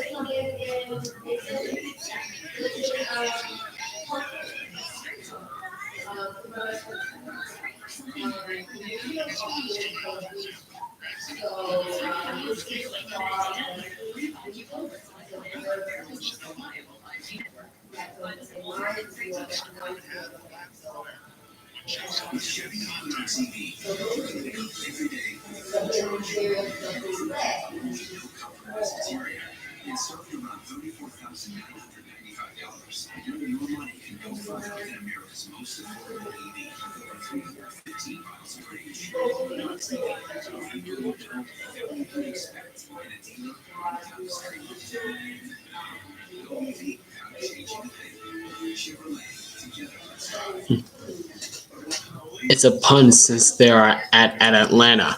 Oh, when you say they are Atlanta. I see what you did there. Who has more subscriptions? It's my subscription. All right. We have an Experian app that can help cancel those subscriptions that we don't need. Download the Experian app now. Since we started Fetch, America's rewards app, we help people earn over $1 billion in Fetch points. Another $1 billion in Fetch points as fast as we can. You want a free gift card? What's the catch? There is no catch. You literally get free gift cards for scanning receipts, playing games, or video shopping.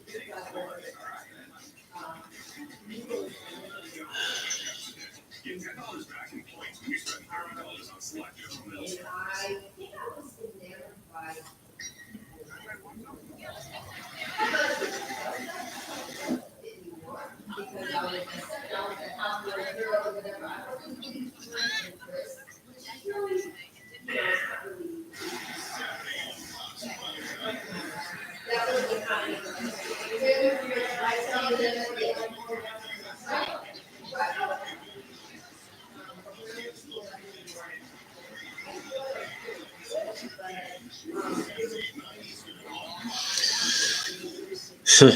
I'm bad at comedy. Lol. I mean, that wasn't too bad. That pun you did, it wasn't too bad in all honesty. Not the best, but it was still decent.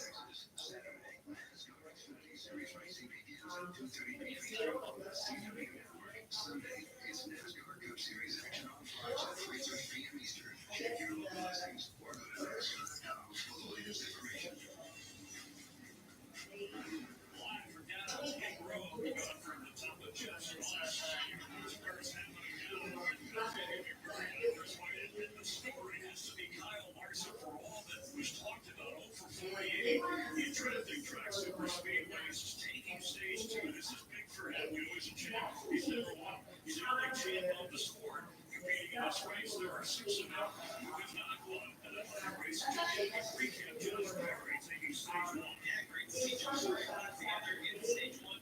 Right there, you see Coach Jones out. It was 26 laps down. He's basically done right now.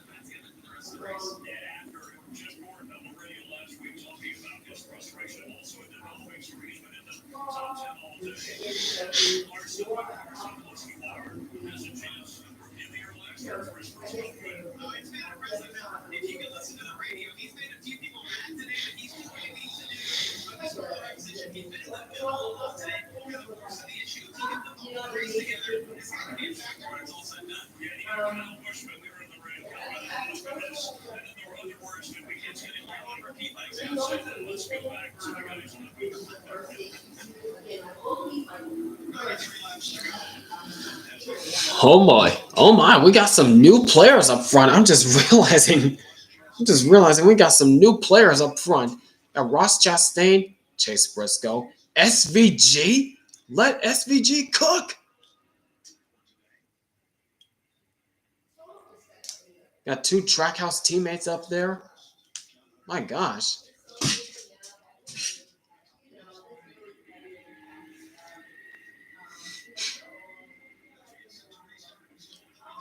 And John Hunter Nemeth check up there. Kyle Busch. Oh boy, this could be interesting. This could be something. We could be seeing something late in the going, boys. All right, here we go. Final stage underway. Green flag. Briscoe on the jump. And Riley Hurst is up there. Oh my gosh. And Briscoe already diving into the inside. It looks as though Justin Haley's getting out of the way. Justin Haley got shuffled. Oh my! The pushes are getting aggressive now. The pushes are getting aggressive. Now it's Chastain to the front with teammate SVG right behind him and Kyle Busch in third. Watch out! Watch out, SVG. Not clear yet.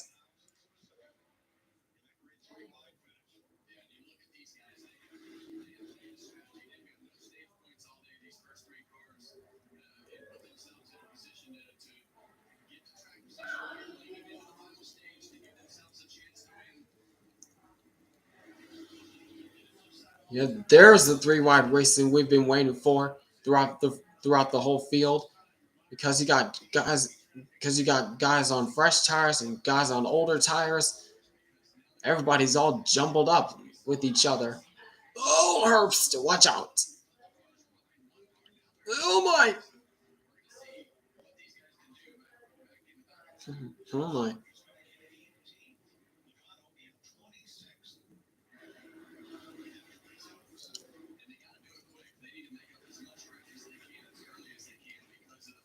Yep, the guys on fresh tires need to make up that ground as quickly as possible. Oh my gosh! And Briscoe, who started on the inside on that on that initial restart, he's already back to 7th.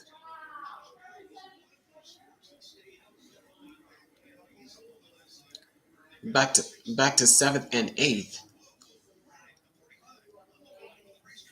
Don't look now, but Tyler Reddick has always also peaked inside the top 15, trying to get into the top 10.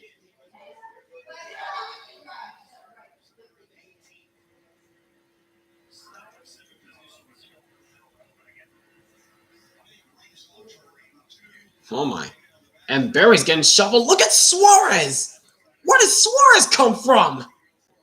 What in the world?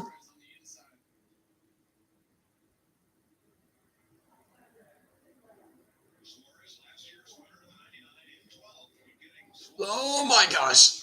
Yeah, I don't know what you're trying to accomplish there, Suarez, but somehow worked for the most part, and the middle lane's getting checked up now.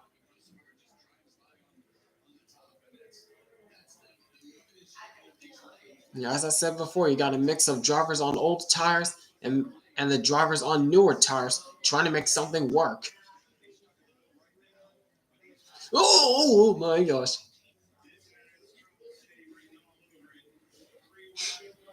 Oh jeez. Oh my. Oh, watch out! Watch out! Watch out! Watch out! Watch out! That was close for Hocevar. Got really tight. And Logano's wasting no time trying to get through this field.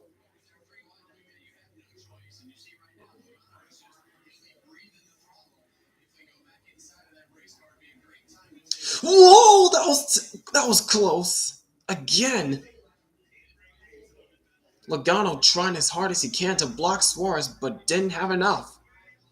Oh my gosh. The pushes are once again getting aggressive. Oh my gosh. Oh my gosh. Meanwhile, we got a battle for the top spot between SVG and Ross Chastain, but Chastain getting a strong push from Kyle Busch. Chastain back to the point. Oh my. Hang on, boys. Hang on, boys.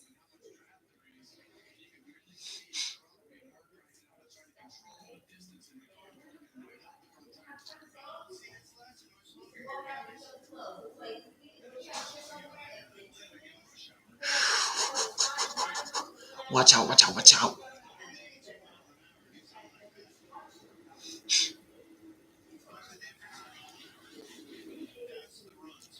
Oh.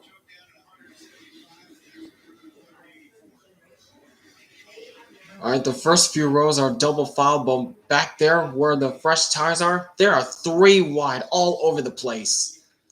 Oh, watch out, watch. Oh, Christopher Bell. Looked like he caught the wall just a little bit. And that's going to stack up the outside line.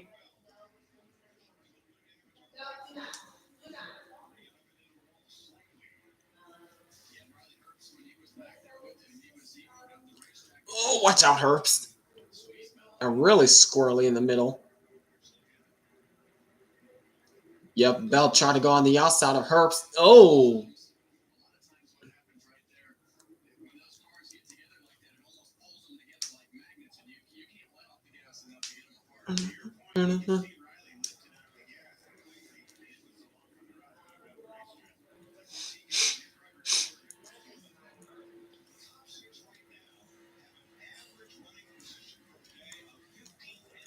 And once again, teammates battling for the top spot between SVG and Ross Chastain. But Chastain once again getting a good push from Kyle Busch. And Chastain continuing to maintain those lines. Continuing to work those lines.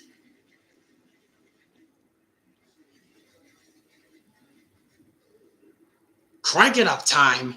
All right, here we go. Crank it up.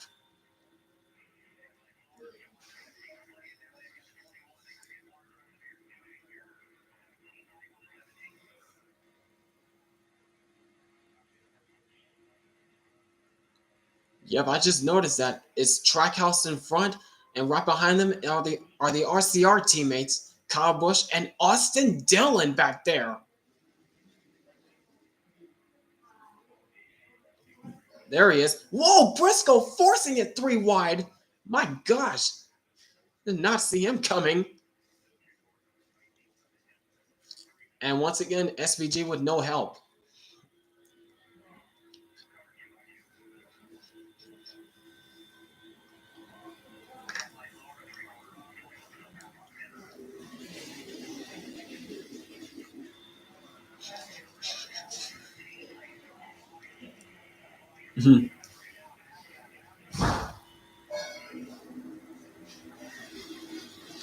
But gosh, tire, go, go, go. What? SVG's font size is so small. So small. My gosh. I didn't even notice that.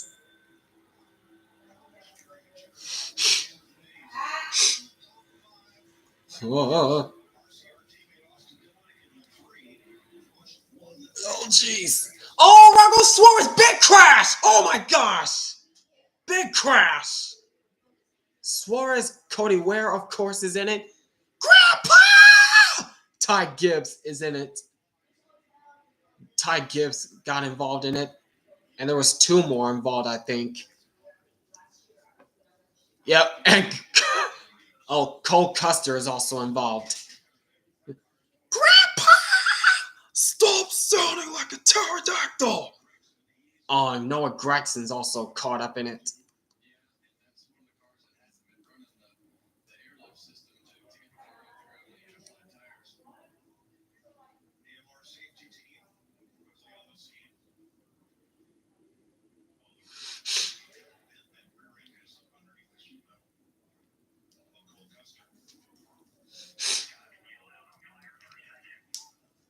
Oh, and JJ Yaley is also caught up in it as well. And Gibbs is still crab walking around this track. My gosh. He's doing the Mr. Krabs walk. I don't know what that sound effect was. Yeah, I did see that the grass caught fire just a little bit. Oh. Yikes. Yup. This Gregson just got clipped. Oh! And Ware and Custer both got hard shots to the outside wall.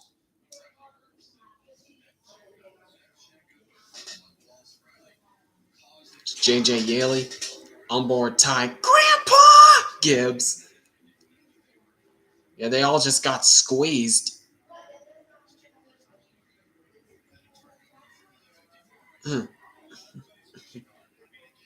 Yeah, they all just got squeezed in the middle.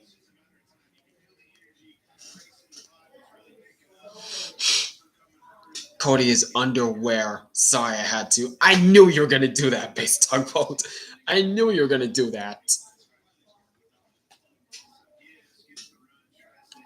Yeah, once Suarez got tied, Gibbs tried to force it 3 wide in the middle, and the hole just closed up.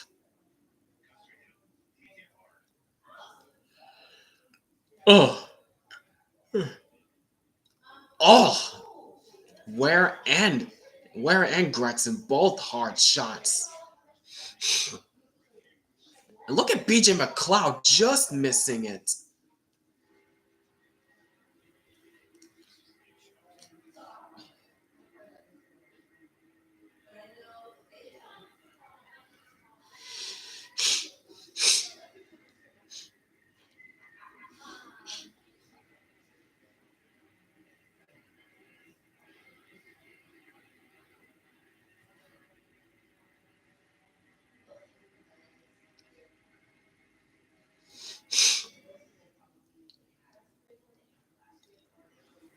Oh.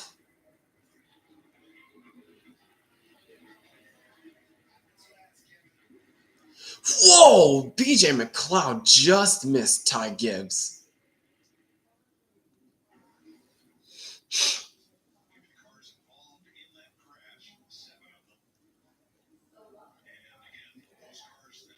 Yeah, Cody Ware. Yeah, he finally got involved on the drafting style track. He still should not be racing in NASCAR in any way or form. after what he did 2 years ago. Why Rick Rare Racing decided to sign him back on the team, I have no clue.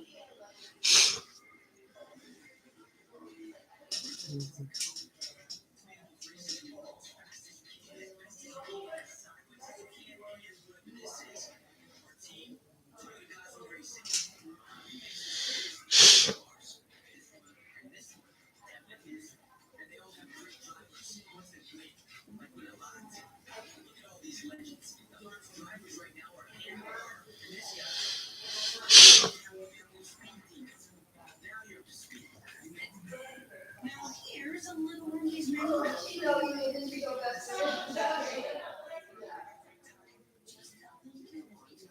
Hamburger. And I'm gonna give you one right off the grill. Made for you, not waiting on you. No code words required. Every single hamburger, every single time. Okay, so that's not really a menu. Every time, be Wendy's.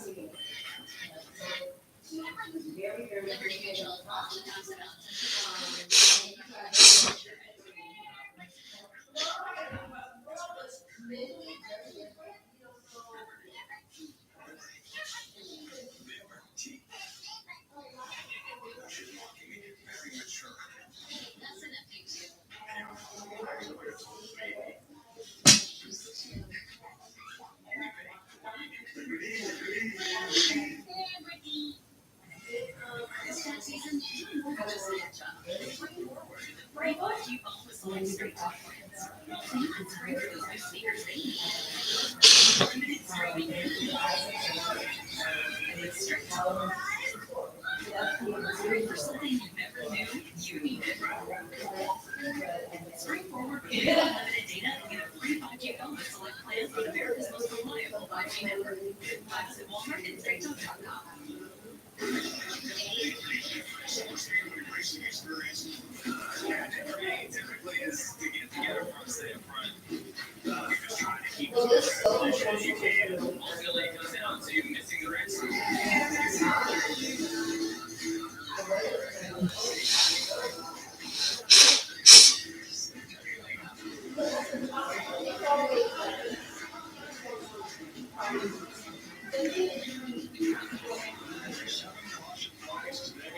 Already you see them up there in the racetrack area. Daniel Suarez is out. Custer being took to the garage. Up toward the front, there's no Gregson with a lot of damage. Is over now.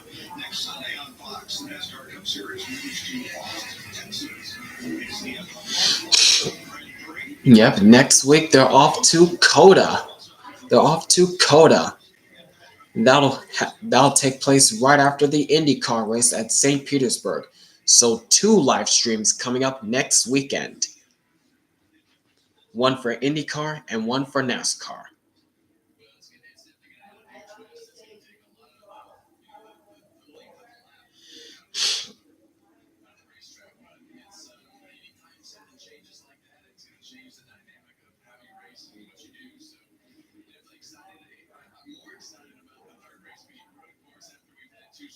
Yep, that's right. Next week is the first road course race of the season. So definitely looking forward to that. Hold on a second.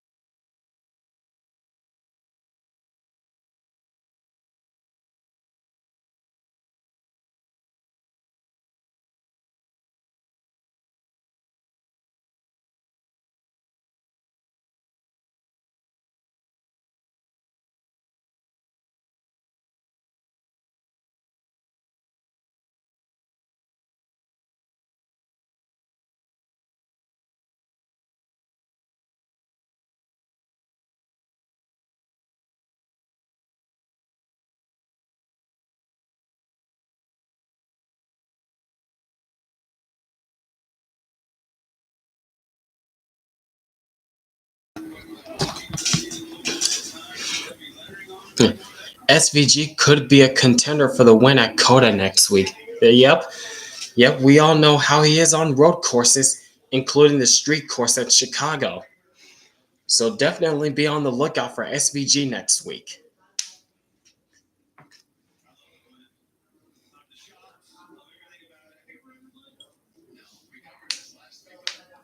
And I think they're getting double fouled. No, they're not.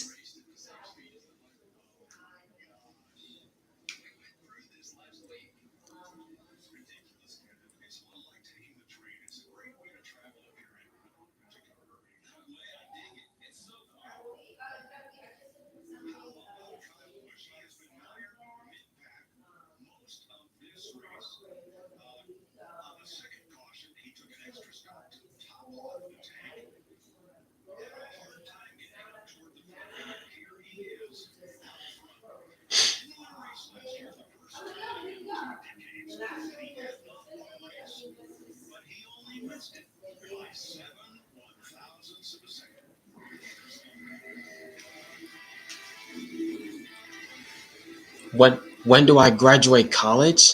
That's still yet to be determined.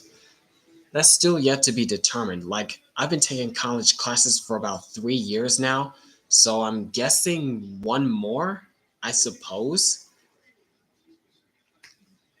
I guess it's just one more year of college, then I'm officially done. That's what I'm hoping for. That's what I'm hoping for.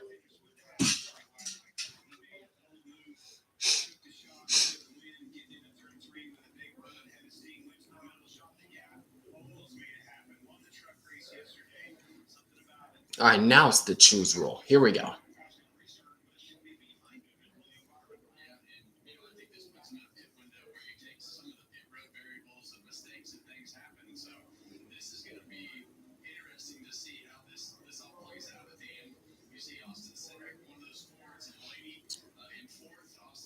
Yep, 69 laps to go. Nice. 69 nice laps to go.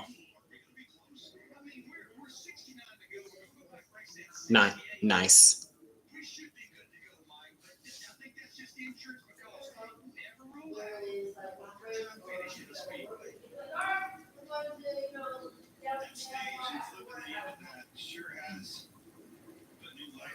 These teams, I mean, you look back there and Kyle Busch's teammate also, Dylan, I mean, he's right there in the 3 car.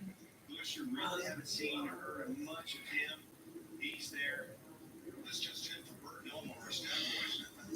Probably the most random stat of the day is that 6 of the top 8 have a last name that starts with B. I thought it was Burton Ernie. Okay. All right, here we go. Coming back to the restart with 69 nice laps to go. It's Busch, Briscoe, Byron, Blaney, Dillon, the top 5. Green flag.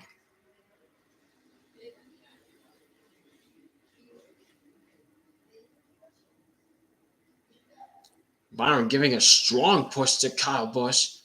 Gets him out to the lead. And there goes Byron to the top side.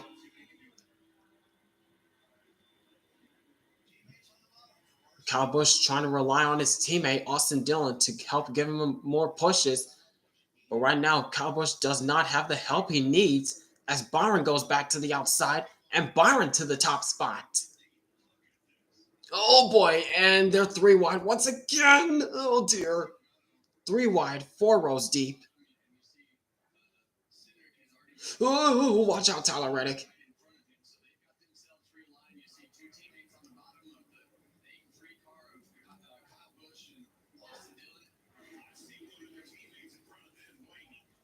Oh geez. Oh boy.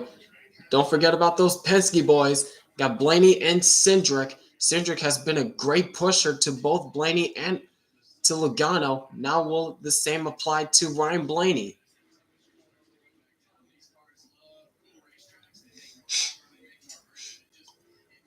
Oh my. Logano pushing Josh Berry, trying to get him clear past SVG. to no avail.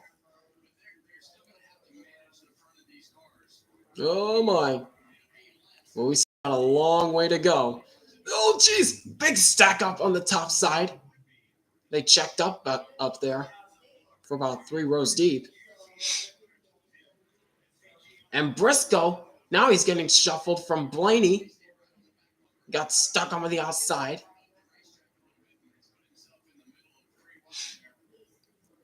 And Cindric can't get to his teammate Blaney to the inside because SVG's to his bottom side. Now Dylan's getting shuffled. And there goes Kyle Busch to the inside, going for the lead. Kyle Busch is gunning for it.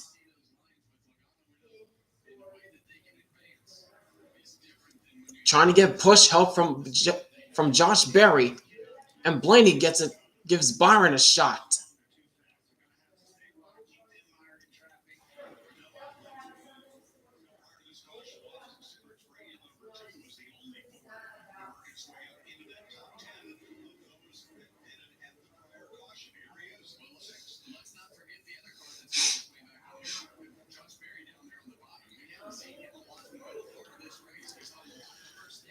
Yep, Josh Berry. Last time we saw him when he won the first stage. Now he's back up there contending for the race lead once again.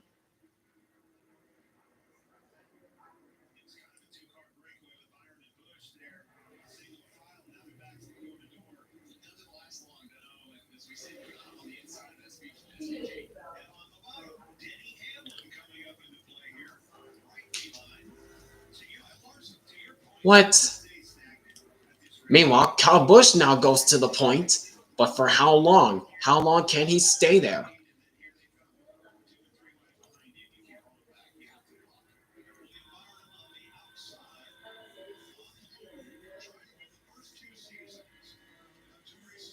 Oh, yeah.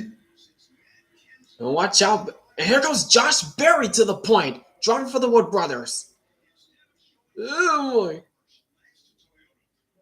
Oh, boy. But here comes the dominator of this race, Logano. Here comes the dominator, Logano.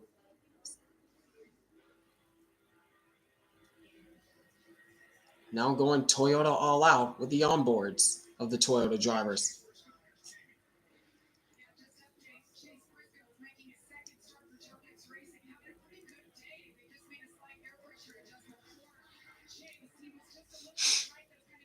Can we agree that the broadcasters have an infinite jinxing power? Insane name here is doing good. That person proceeds to wreck instantly after. Yep, that is the Fox curse right there, or announcer curse, as Adam Alexander puts it, when he jinxed.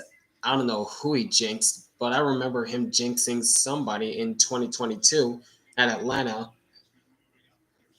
And I remember him jinxing, I think it was Ty Majeski at Iowa.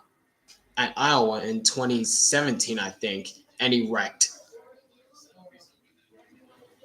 Oh my!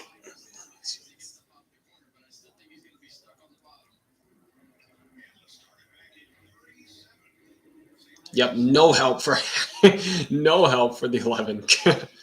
Okay.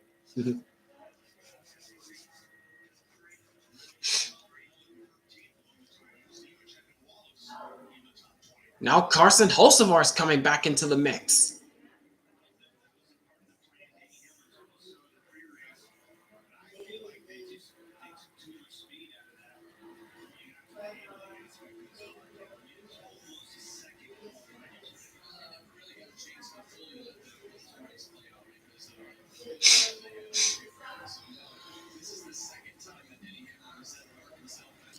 Oh, I thought, whoa, Logano forcing it 3 wide underneath Byron. Oh, Briscoe catches the wall. What was that? Really, Fox? We barely saw anything. Come on, Fox. As soon as Briscoe cut, and they're wrecking. It's Buescher and Bowman. Oh, is that Ty Gibbs again? Oh my gosh. Oh my gosh, he's stuck in the middle of the track. Get out of the way. Nice one, Fox. Nice one. As soon as you go to side by side of Toyota All Out, a wreck happens. Nice one, Fox. Ironic, and it's a Toyota that wrecked.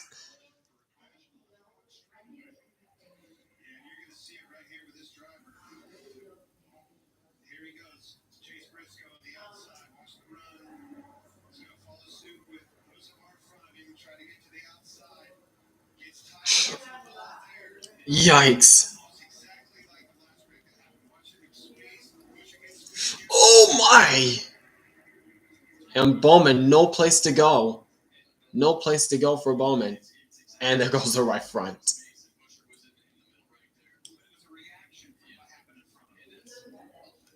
And Toyota goes all out wrecking. Ironically. As they were side by side, we're going Toyota all out commercial. A Toyota hits the wall, and on the back stretch, Ty Gibbs in a JGR Toyota car wrecks.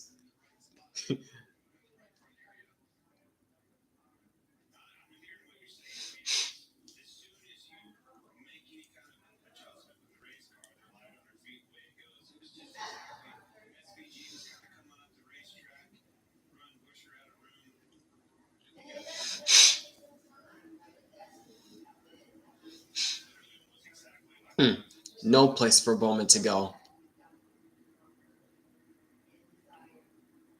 But what happened to Ty Gibbs?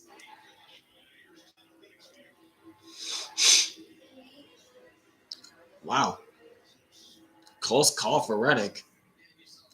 But what happened to Gibbs? What happened to Ty Gibbs? Are we not supposed to know?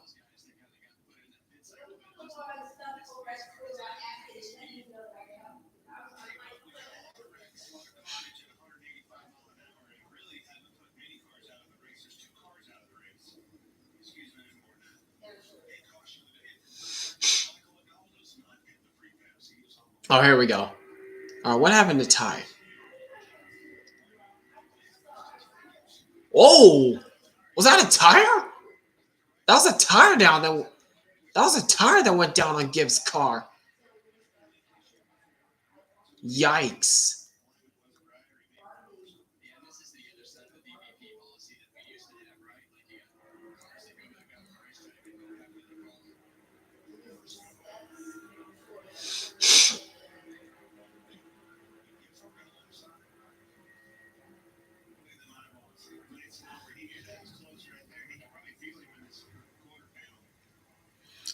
Yeah, Gibbs is pretty much done for the day, I suppose.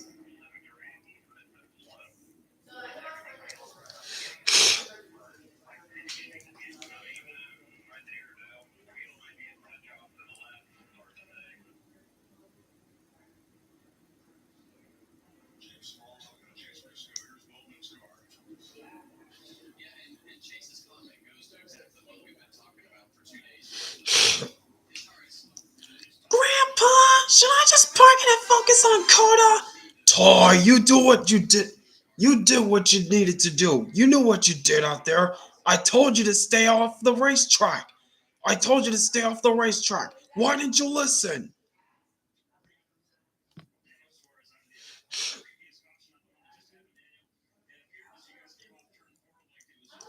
Yeah, I thought Ty Gibbs was out as well, and I thought he broke a toe leg as well, but nope. It was a flat tire that did it.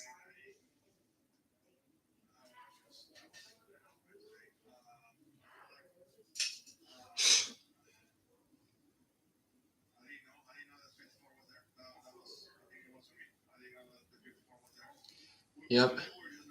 Yep, Daniel Suarez. That's the voice of Daniel Suarez, who was out in that first wreck. Who was out of that first wreck. Didn't know that Ty Gibbs was there.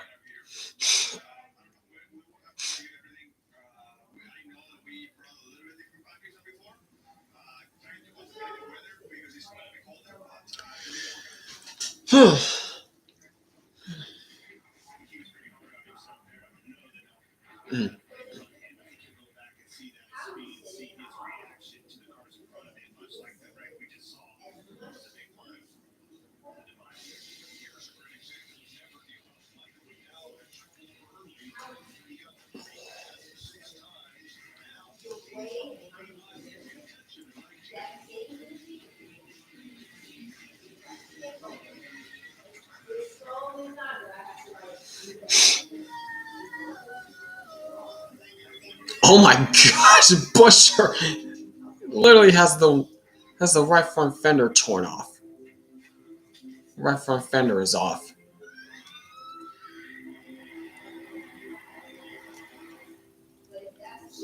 Yep, McDowell is back in it despite that major setback early in the race. Yep, as Mike Joyce said, he's in the 19th spot, trying to salvage a decent finish at best.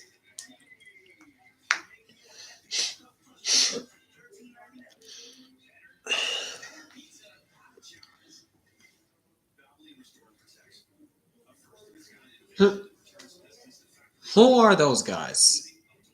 Who are those guys? Hmm.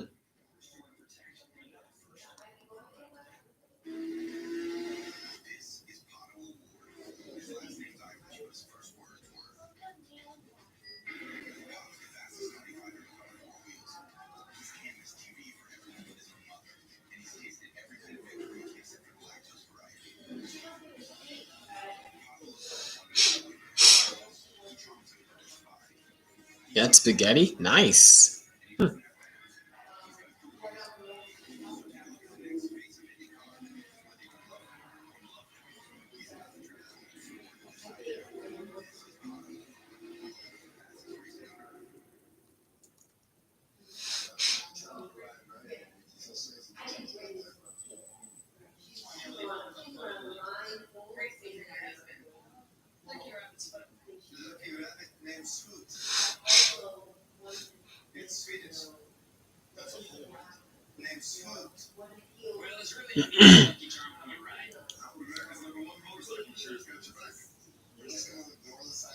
Is that what is Regan doing on a go kart?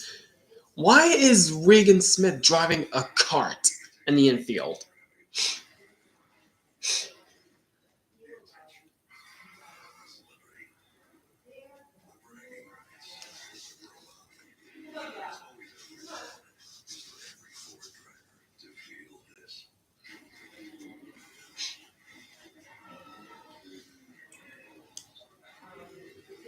They all spun out? Who? Are you talking about the drivers that wrecked out? Like Suarez, Yaley, Gibbs, Bush, or Bowman? Those drivers? Is that what you're referring to, Max Racer?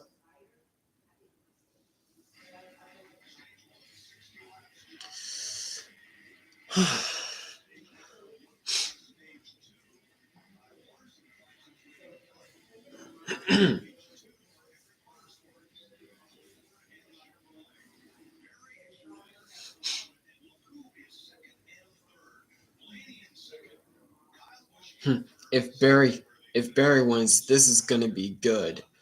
Yep, it'll be the Wood brothers' 101st win if Josh Berry can get the job done for them.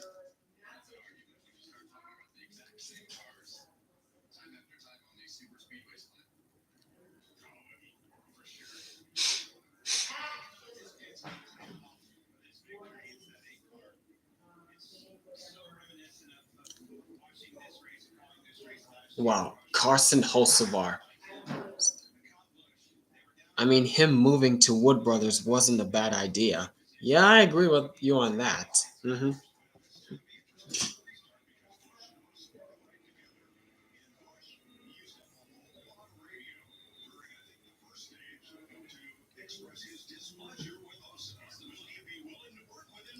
Oh,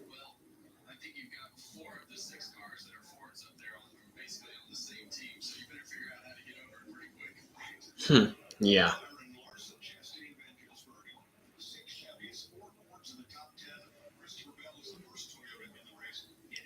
Yeah, the 35 Riley Herbst, yeah, he's a rookie in this series. Still don't know why NASCAR decided to get rid of the rookie stripes, thinking it's unnecessary.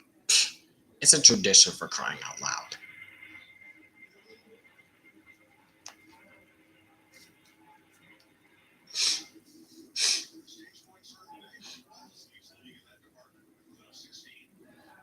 Is SVG a rookie? Yes, he is too. He is too.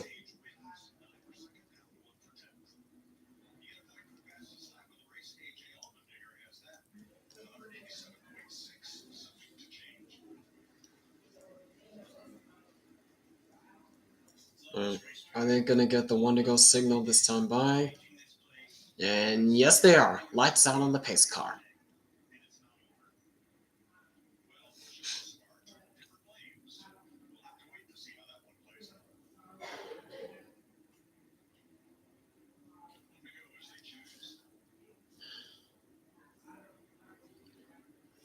It's already nighttime there in Atlanta. Not quite. It's still pretty much daylight, but the lights are coming on. The lights are coming on.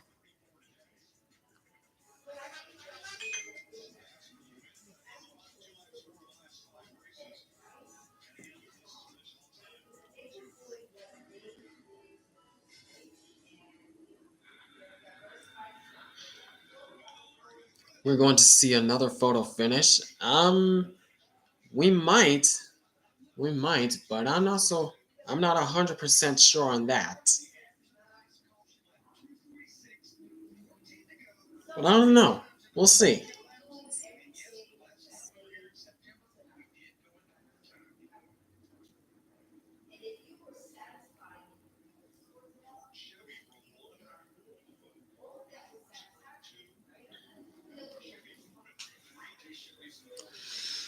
All right. All right. Here we go. It's Berry, Blaney, Busch, Hocevar, Cindric, Logano, Byron, Larson, Chastain, and Van Gisbergen in the top 10. Green flag, 48 to go.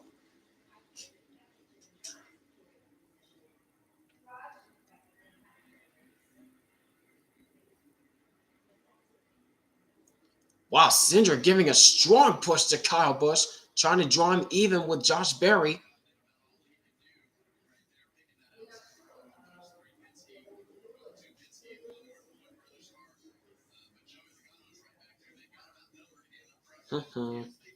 Oh, watch out. But here come the Penske boys. What's going to happen now? They're going to push Kyle Busch. Oh, Chastain trying to go into the inside of Hocevar.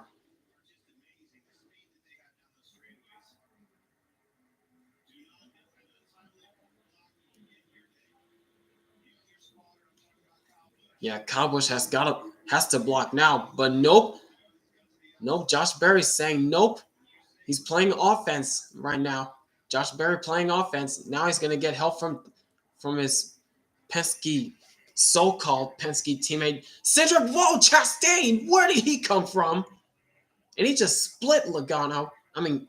He just split Blaney.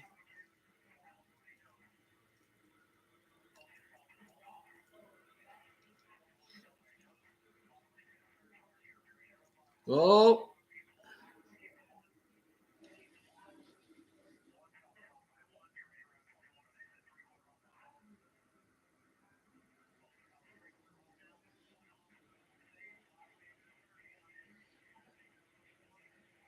That's Kyle Busch's spotter telling him to work those lines. Spotter Derek Nealon.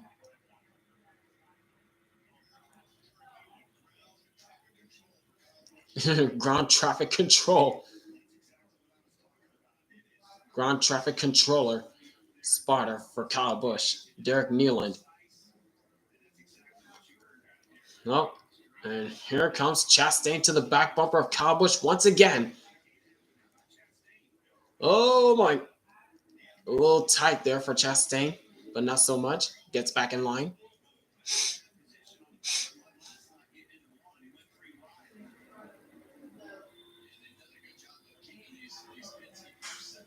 Hocevar has solidly been in the top 10 for most of the race. Not a bad showing by Hocevar tonight. Yeah, not bad at all for Hocevar. Oh my.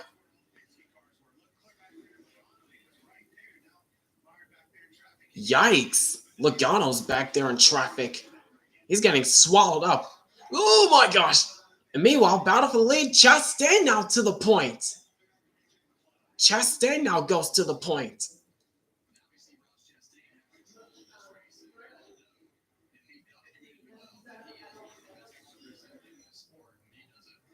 But what is he going to do, though, to try to keep those guys behind him? And Kyle Busch goes to the outside, trying to block Josh Berry. He will do so.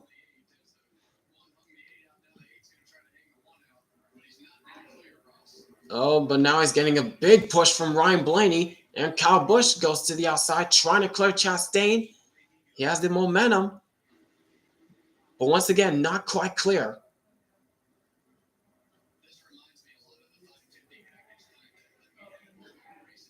Oh my gosh. Now Kyle Busch is clear. But how long can he stay there? Oh, Hocevar squeezing it 3 wide. Look at Hocevar. Big move. But he got really tight. Hocevar got really tight trying to go for a bold move. Now it's Blaney to the number 2 spot.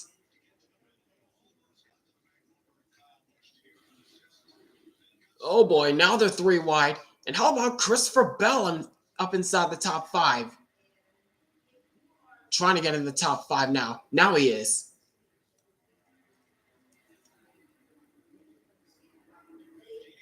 Oh, hang on to it, Hocevar. Watch out, Byron. Ugh. Got really tight back there. Those guys got really tight.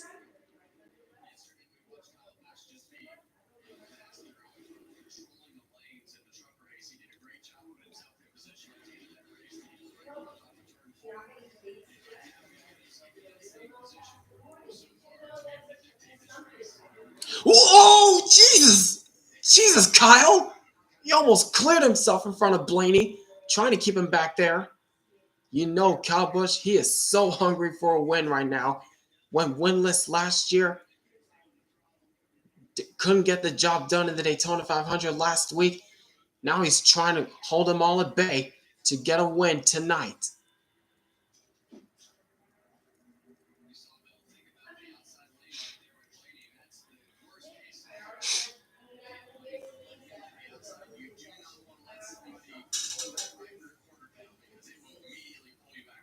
Yep.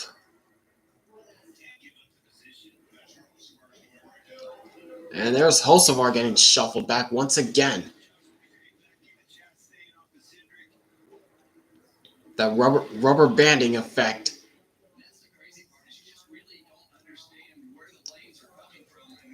And there goes Blaney to the inside of Kyle Busch. Kyle couldn't block that. And Blaney goes to the point. Just turned left, and Kyle Busch couldn't do anything about it. And Chastain goes to second as well. Oh my. And now Chastain going to the point. Trying to go for the lead. And he will do so. Oh my gosh.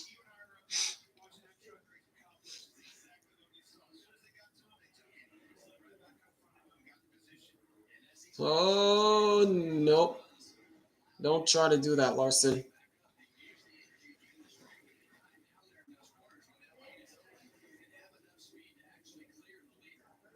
Oh my gosh. Oh my gosh.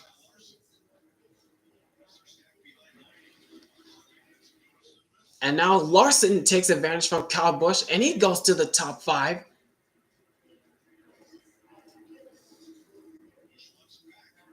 Now Kyle Busch trying to take it back from Larson.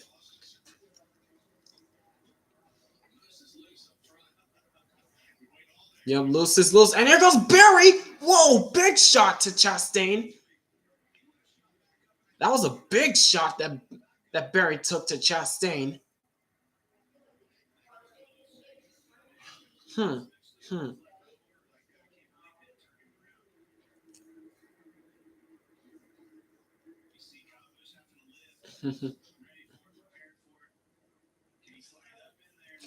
Nope, Kyle can't slide up.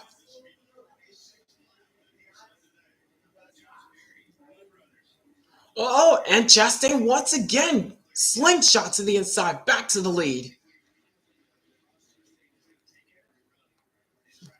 He's taking every run he can get. And here it goes again. These drivers are taking every shot they can, every run they have to get back and forth to the lead. Now it's Chastain's turn. Will he do the same thing? Yes, he will. My gosh, they're literally going back and forth. They're literally going back and forth for the lead. Both Barry and Chastain. Oh, hang on to it, Barry. Nope, and Barry goes high that time.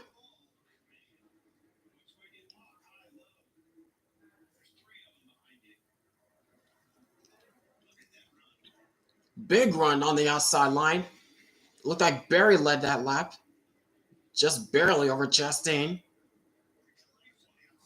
And here goes Larson. 3 wider on the outside of Blaney and Cindric. And Blaney's going to get shuffled a little bit. Yep, and Larson's clear. And Chastain's clear of Barry. And Kyle Busch is getting shuffled, but now he's going to get pushed out from Logano. No, Barry! That was close. Almost caught Chastain's left rear.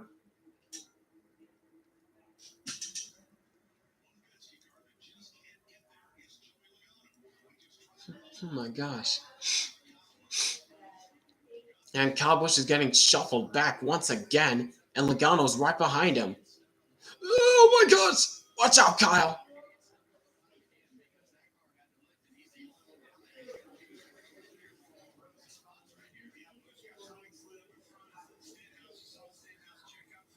Mm-hmm. Yep.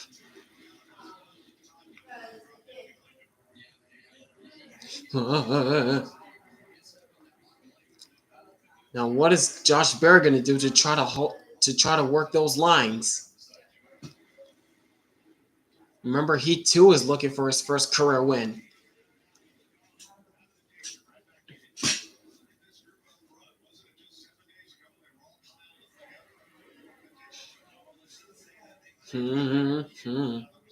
Don't say that now, Mike. Yep, business has picked up with less than 30 laps to go.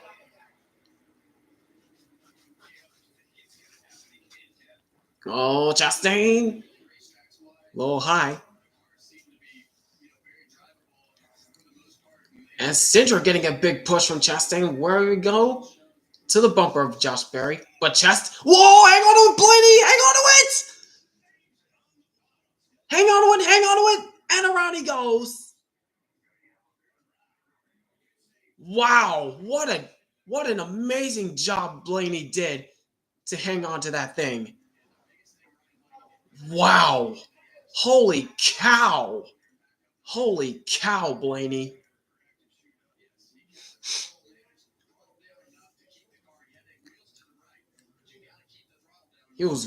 Blaney was wheeling it on the apron.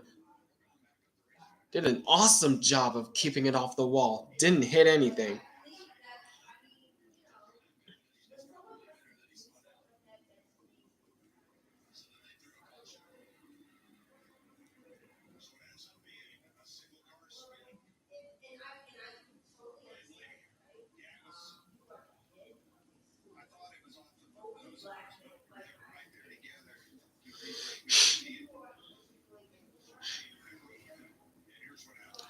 Here it is. Here's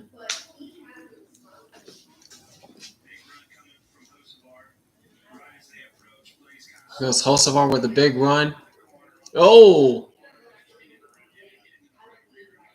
Ugh. But look at this. Blaney's just turning dead right, trying to keep it straight. Man, what a job Blaney did. What a job. Attaboy, Blaney. Attaboy, Blaney. Yeah, Hocevar gave Blaney a big shot to the rear. Look at him turning dead right. Turning dead right. Oh my gosh. Yep.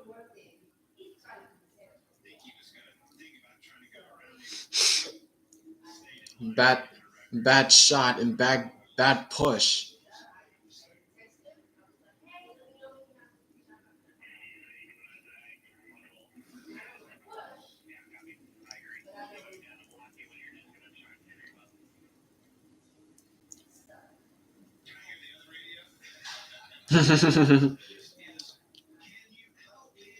Herbst and Blaney with tremendous saves this early in the season. Yeah. Dirt tracking it.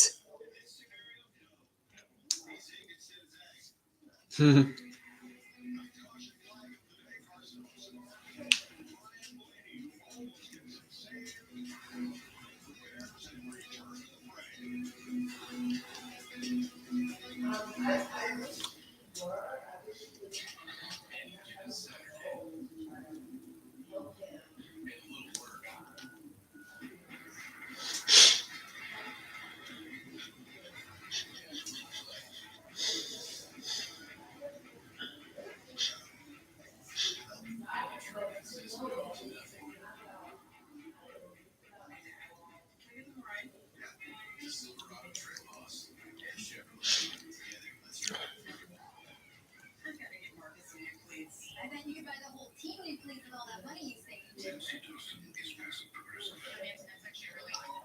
Nancy doesn't have progressive, so she takes it out on those who do. Maybe it's for a goal. Figured you want the whole roll since you saved hundreds with progressive. How many tickets to wait? Don't be passive progressive. Drivers who switch from save hundreds. 37% of members qualify. 40% see if you qualify to TurboTax on college. I can start for free. If you encounter one, chances are there's a pack nearby. Unfortunately, the same applies to beer. And to the mountains of New Townie Cozy Cozy combines softness and scent to unlock an elevated cozy eco. Cozy. Applies the other comfort. Unlocked by blended comfy softness and cozy scent.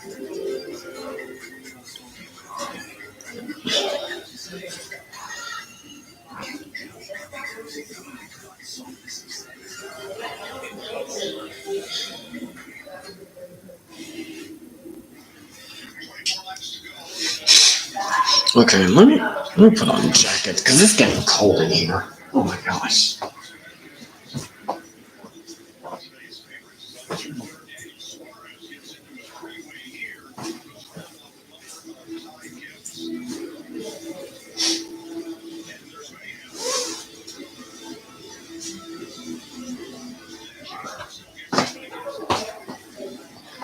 All right.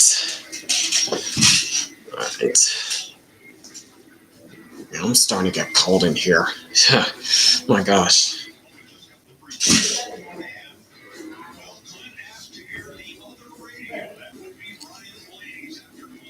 Oh boy.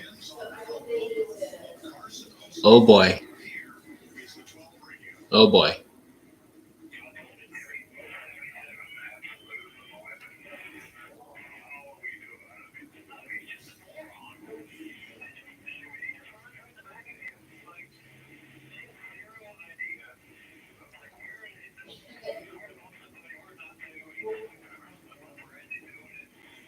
Damn. Damn, Blaney. My gosh.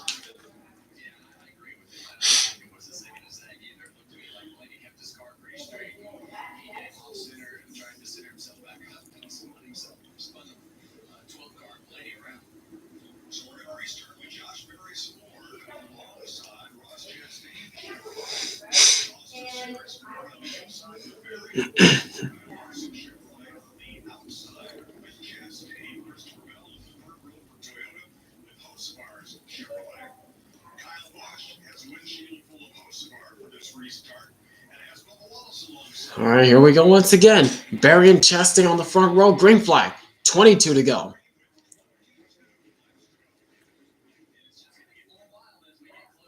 It's going to get wild, boys. It's going to get wild in the closing laps of this.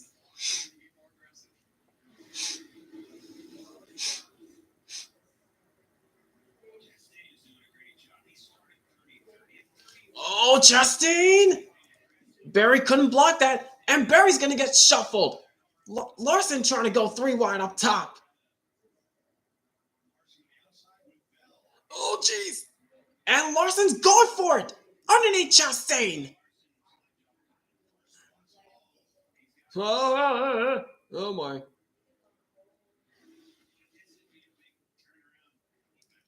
Oh jeez. Oh jeez.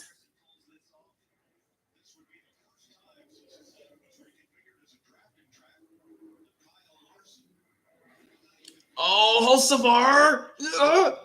Up to second. Wait a minute. What?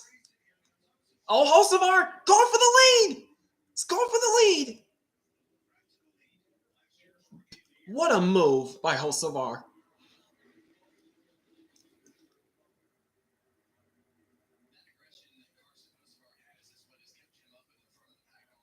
But how is he going to stay up there, though? Yep, there goes Cindric to the top. Yep, that didn't last long. That didn't last long for Hocevar. Try to side drive. Now Cindric to the point. Now it's Cindric to the point.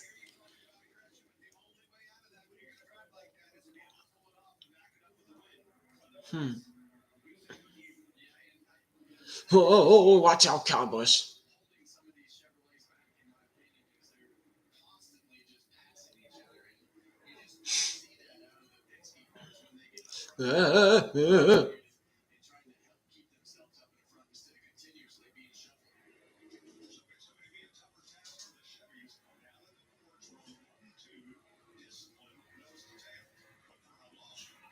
Yeah, how long are the fours going to stay up there?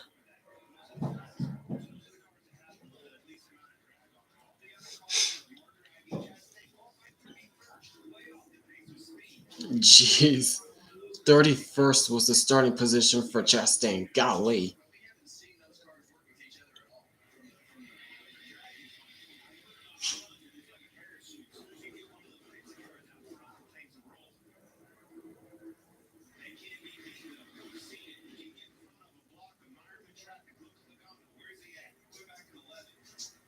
Yikes, already? Oh, that was Logano. I thought it was Chastain, he said. Never mind.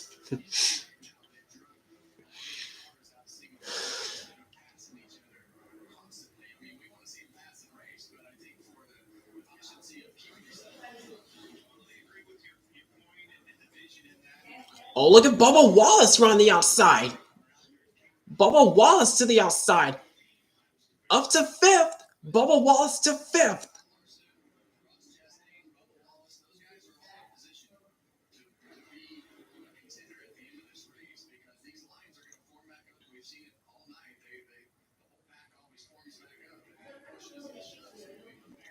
Yeah, push comes to shove. Oh, not. Oh, Bubba Wallace into the wall. Looked like he caught the wall just a little bit.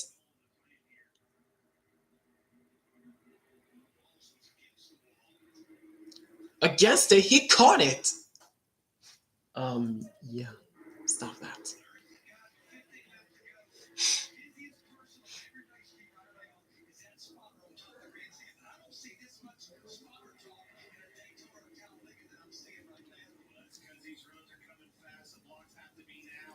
Yep.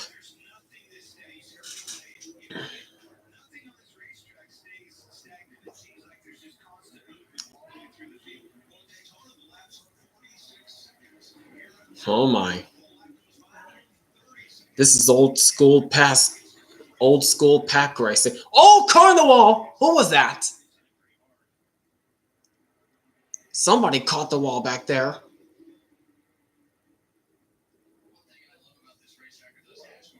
It looked like it was Riley Herbst, I think, was the one that caught the wall. And Kyle Busch is on the bottom lane getting shuffled back. Yikes!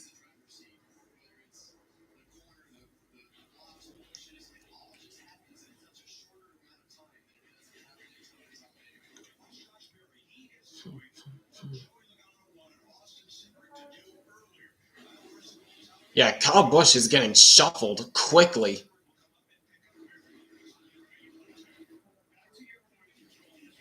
Kyle, is it frustrating to be falling back? Aren't you? There shouldn't be single file like this. I can't pass anybody.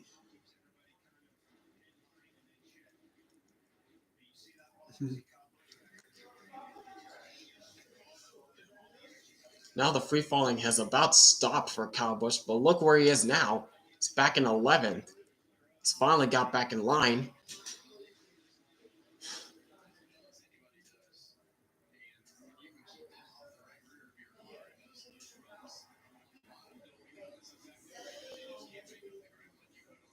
Oh, Riley Herbst. Riley Herbst getting push help from Ryan Blaney. He gets back up there. 10 to go now. 10 laps to go. Oh, Stenhouse, watch it. Oh, my gosh. That was Zane Smith.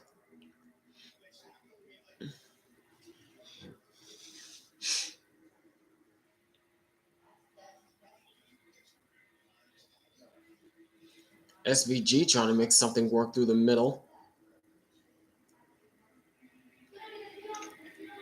The laps clicking down, boys. Laps are clicking down. Look at Briscoe underneath Justin Haley. Underneath Justin Haley.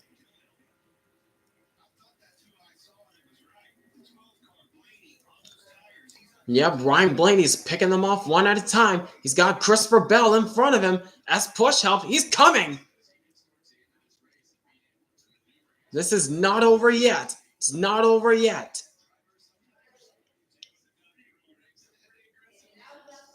Very aggressive moves. There goes Chastain to the bottom side.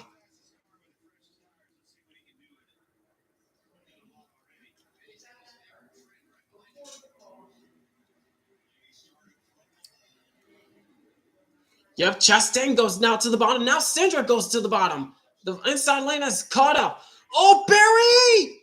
Barry through the middle 3 wide. That was tight. That was tight.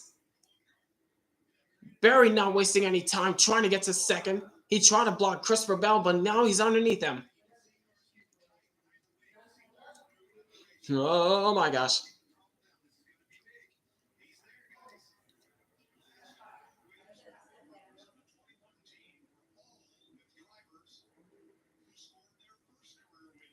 Wow. You know Barry's going to drive as hard as he can to get to the lead. Now he's back to the bumper of Cindric. Oh, Christopher Bell, 3 wide to second. Christopher Bell to second. And Blaney's going to lose the draft once again. He lost a little bit of momentum. Oh, and Larson clears Barry. 5 to go this time by. Tighten your belts, folks. It's going to get intense. Oh, my gosh. And Christopher Bell goes to the point with help from Josh Berry. Now, what will Christopher Bell do to try to block? Oh, that was tight. That was close. Cindric has the edge, but will it be enough? And Larson wisely going to push Austin Cindric through. He doesn't want to take a risk to go 3 wide. Oh, no, don't tell me Hamlin's up there as well. Oh, great.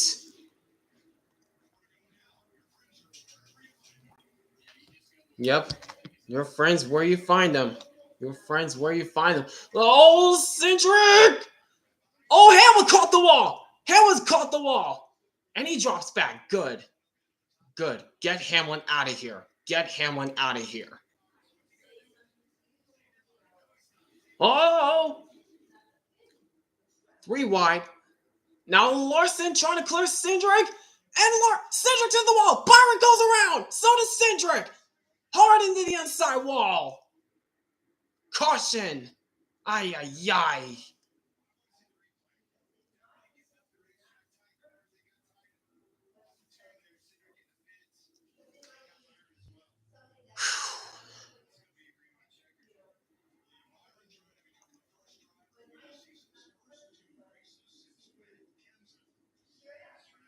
Yikes. Yep, overtime. Yep. Oh boy. Oh my gosh. Overtime!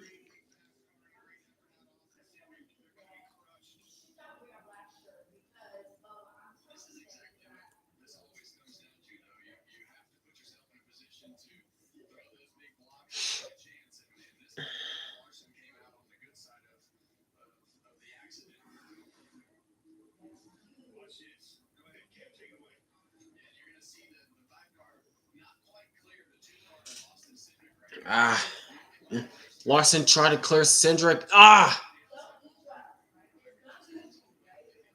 yep. Nothing Byron could do, I think. Wait a second. Let me see it again. Let me see this again. Oh, yep. Blocked Cindric way too high. And Byron, he was already he was already committed to his line, and he just got into Cindric. Oh, both into the inside wall hard. Oh dear.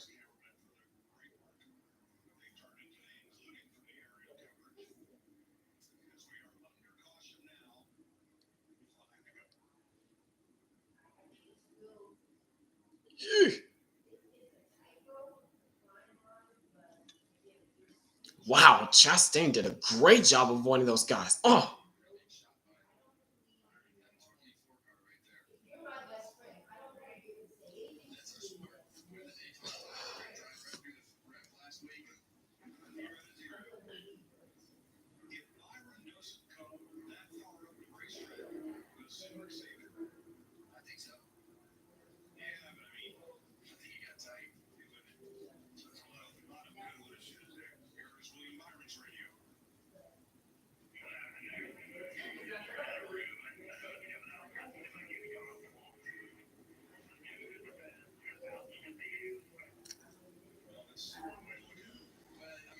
Larson Larson Hurricane gave him a bit of wall. Kyle Larson probably. Yep.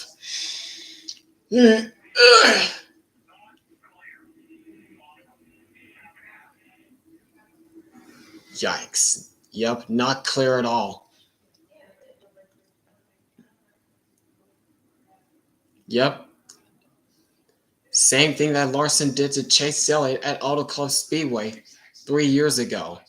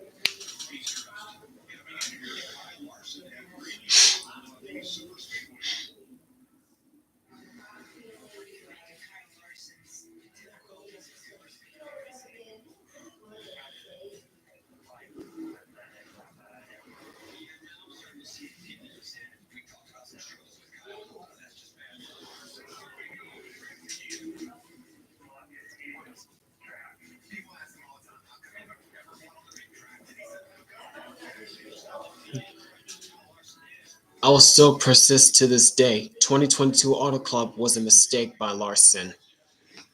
Yeah. Yep.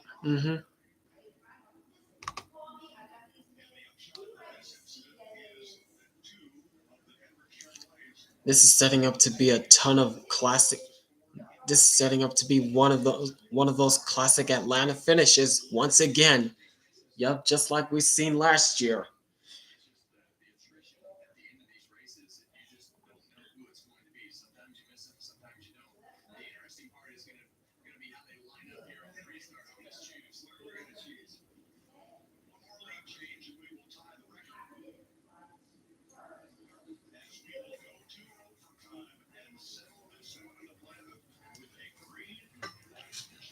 Yep. Hold on a minute.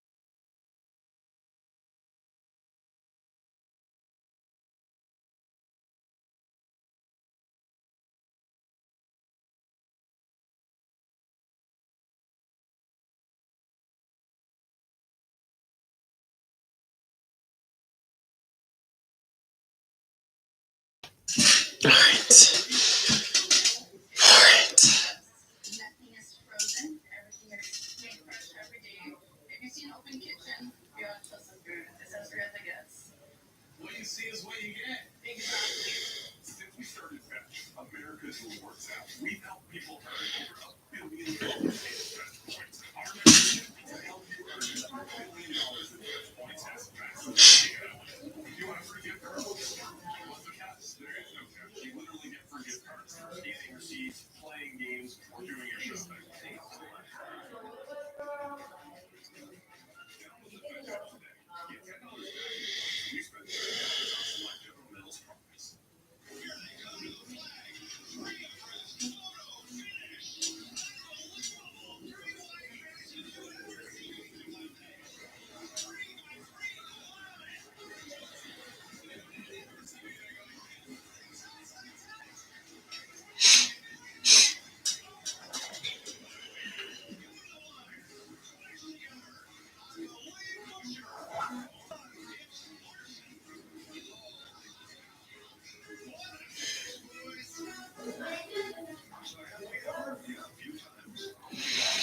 Oh my. This is going to be a shootout, boys.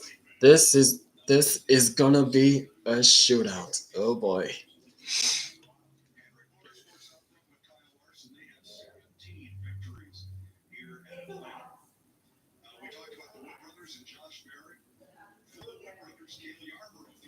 All right, choose rule time. Lights out on the pace car. Oh my gosh. Oh my gosh.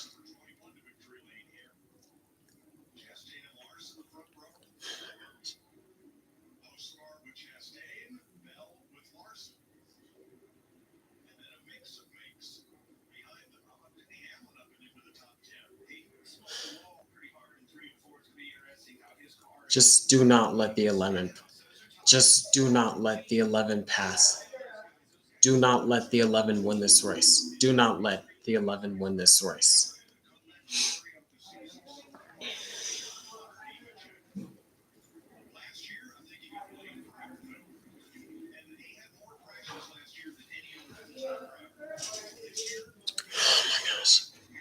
Oh my gosh.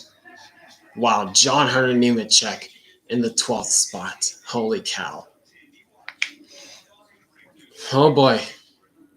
Lights up, lights in the stands, in the grandstands. Oh my. All right, tighten your belts, folks. It's Larson, Chastain, Bell, Hocevar, Berry, Stenhouse, Blaney, Hamlin, Busch, and Wallace, the top 10. Who's going to get it done? Because we're coming to overtime. All right, here we go. Here we go, folks.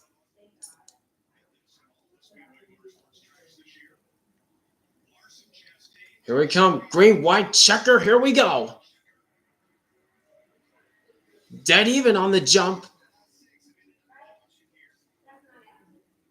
Chastain has the edge from Hocevar with a push, but Bell giving a strong push to Larson. Dead even on the jump.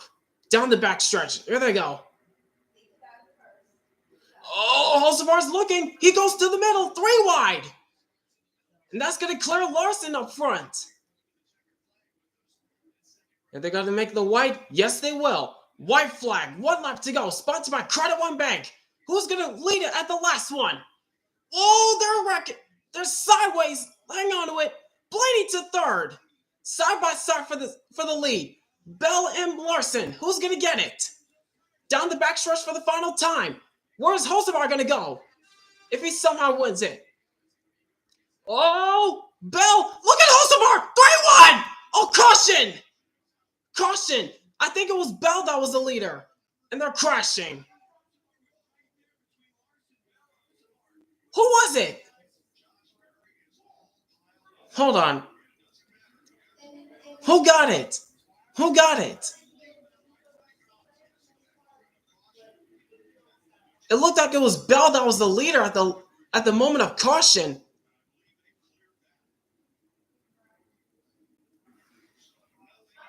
Here it is. Here it is. Yep, it's Bell at the moment of caution. Yep, it's Bell.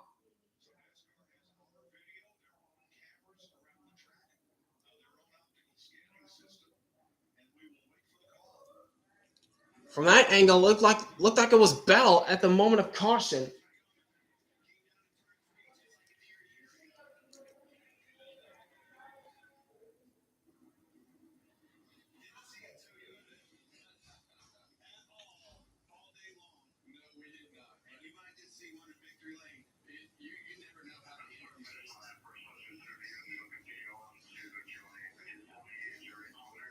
Yep. All right. Yep. Christopher Bell is the official winner at Atlanta.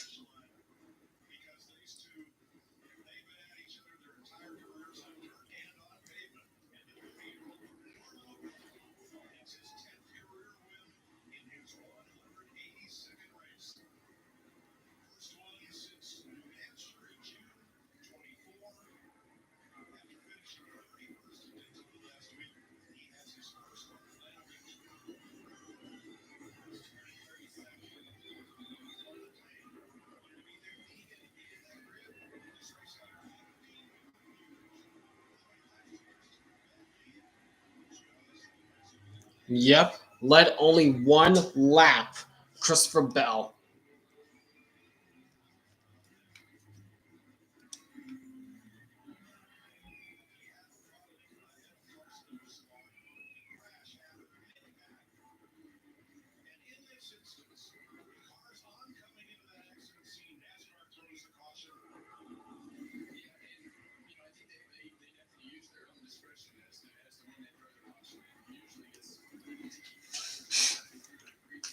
Wow.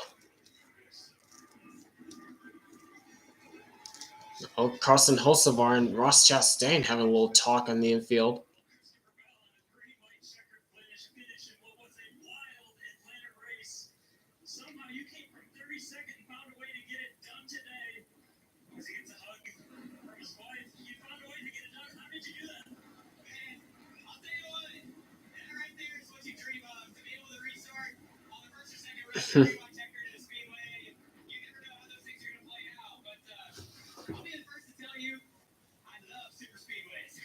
Yeah, that's his first Superspeedway win, as a matter of fact, for C. Bell.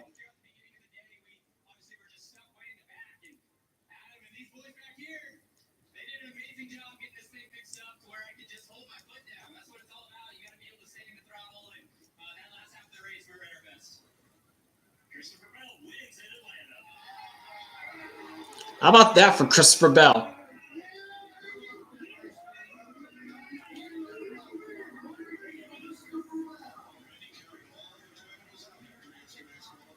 Oh, they're still discussing. Hocevar and Chastain still discussing about what happened on that last restart. All right, what happened here? What happened here? Oh, jeez. Oh, my gosh. Everybody got squeezed up right there. Mm-hmm. And Hocevar got a big run. Yep.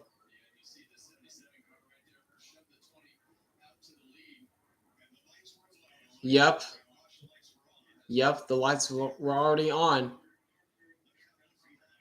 All right, here it is. Oh, yikes. Yikes. Got squeezed in the middle. Priest back to back gets caught up in late race wrecks. At least he stayed on all four wheels this time. Logano got caught up in it as well. SVG got a piece.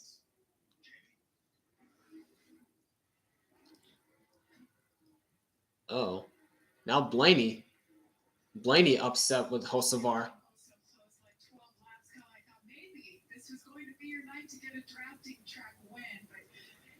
Place, you're so close. Take us through kind of those closing laps with you and Cindric, and then there at the end with 3 wide. Yeah, just a little bit of a lazy kind of off the track.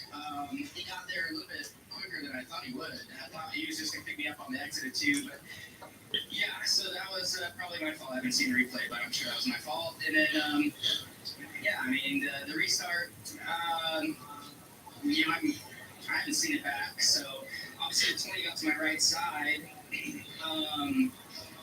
I don't know. I don't know what I did wrong or right. I thought maybe the 20 picked me up. He was just gonna push me and get clear of me into one anyways. So I think it kind of worked out okay. yeah, just didn't get the caution come out late enough till I got the run back to the inside. So came up a little bit short, but I'm proud of the effort today by everybody on HunterCars.com Chevy, and yeah, finally finished at Atlanta, and finally got to run up front. About that, thank you. Thanks. Wow. That's a caution. That the wreck on the backstretch in the Cup Series is a caution, but the wreck on the back straightaway yesterday wasn't. Typical NASCAR officiating. Like, make up your mind. What defines a caution and what doesn't define a caution on the last lap? Like, even NASCAR doesn't know what the fans want. What the fans want. Yeah. But all I have to say about this race is, thankfully, the super speedway portions are done for now. Back-to-back super speedways, back-to-back controversy at the end of what defines a caution and what doesn't. But all in all, the top two super speedways to open up this season, that's done. That's done for now. Thankfully, we got Coda next week, so yeah.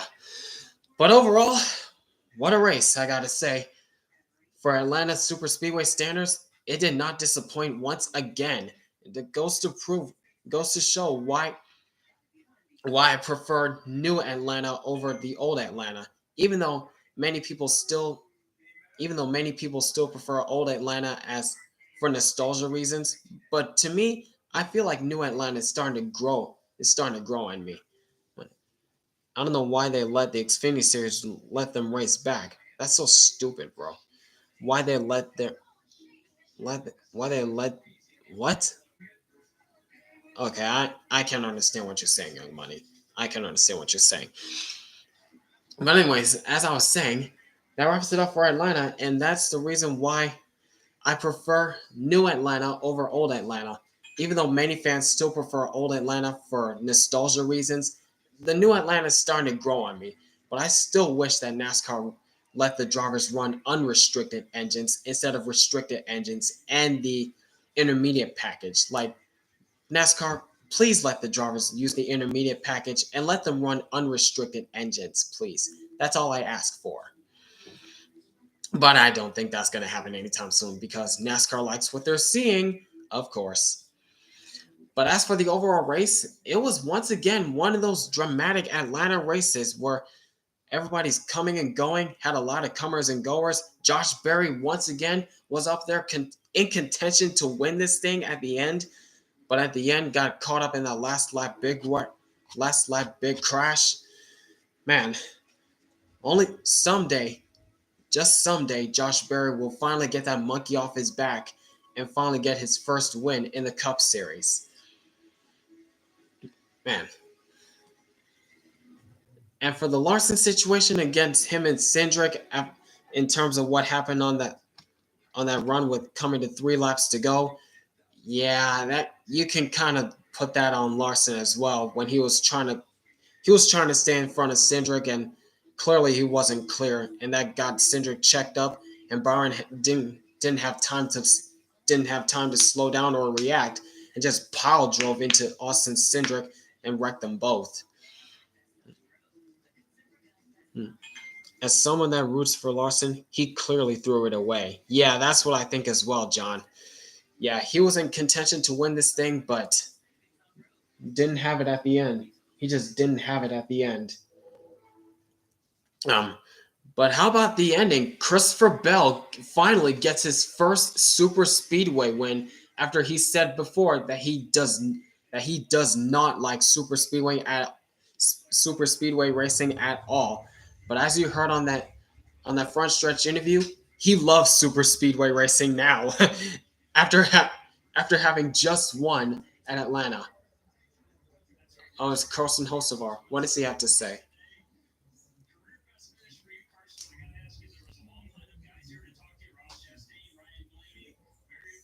Yep.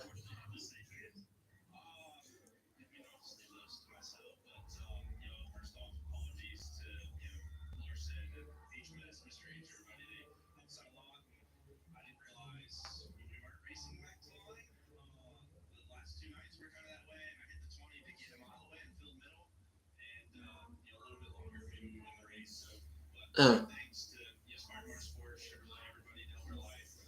I normally ride in the back every last, and it was trying to get a good decent. he was in contention, but he didn't get up there cleanly. Ross Chastain and Ryan Blaney coming up there to talk with him to discuss those incidents he had. Chastain with the last restart, and Ryan Blaney, what caused Ryan Blaney to get spun out.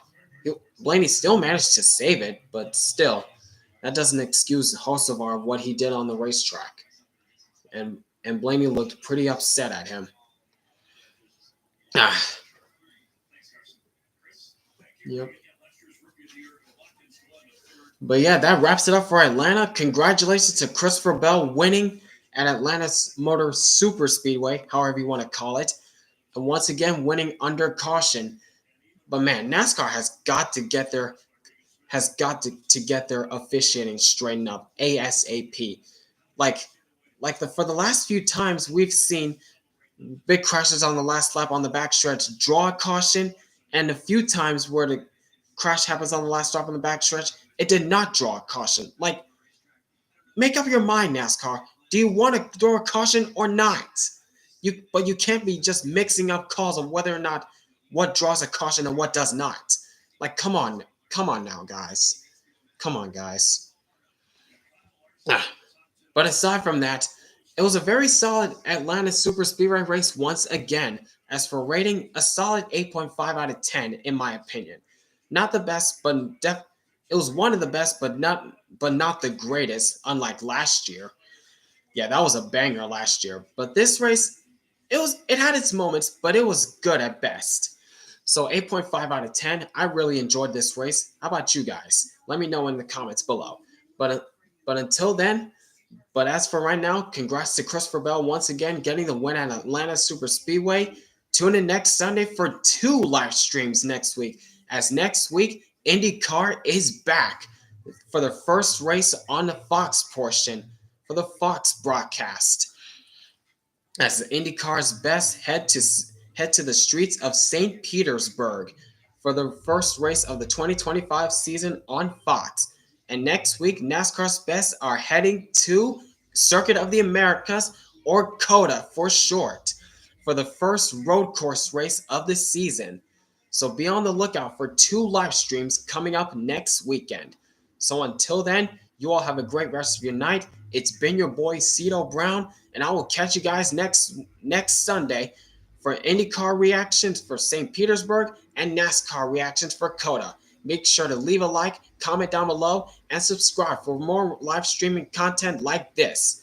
So, until then, peace out, y'all.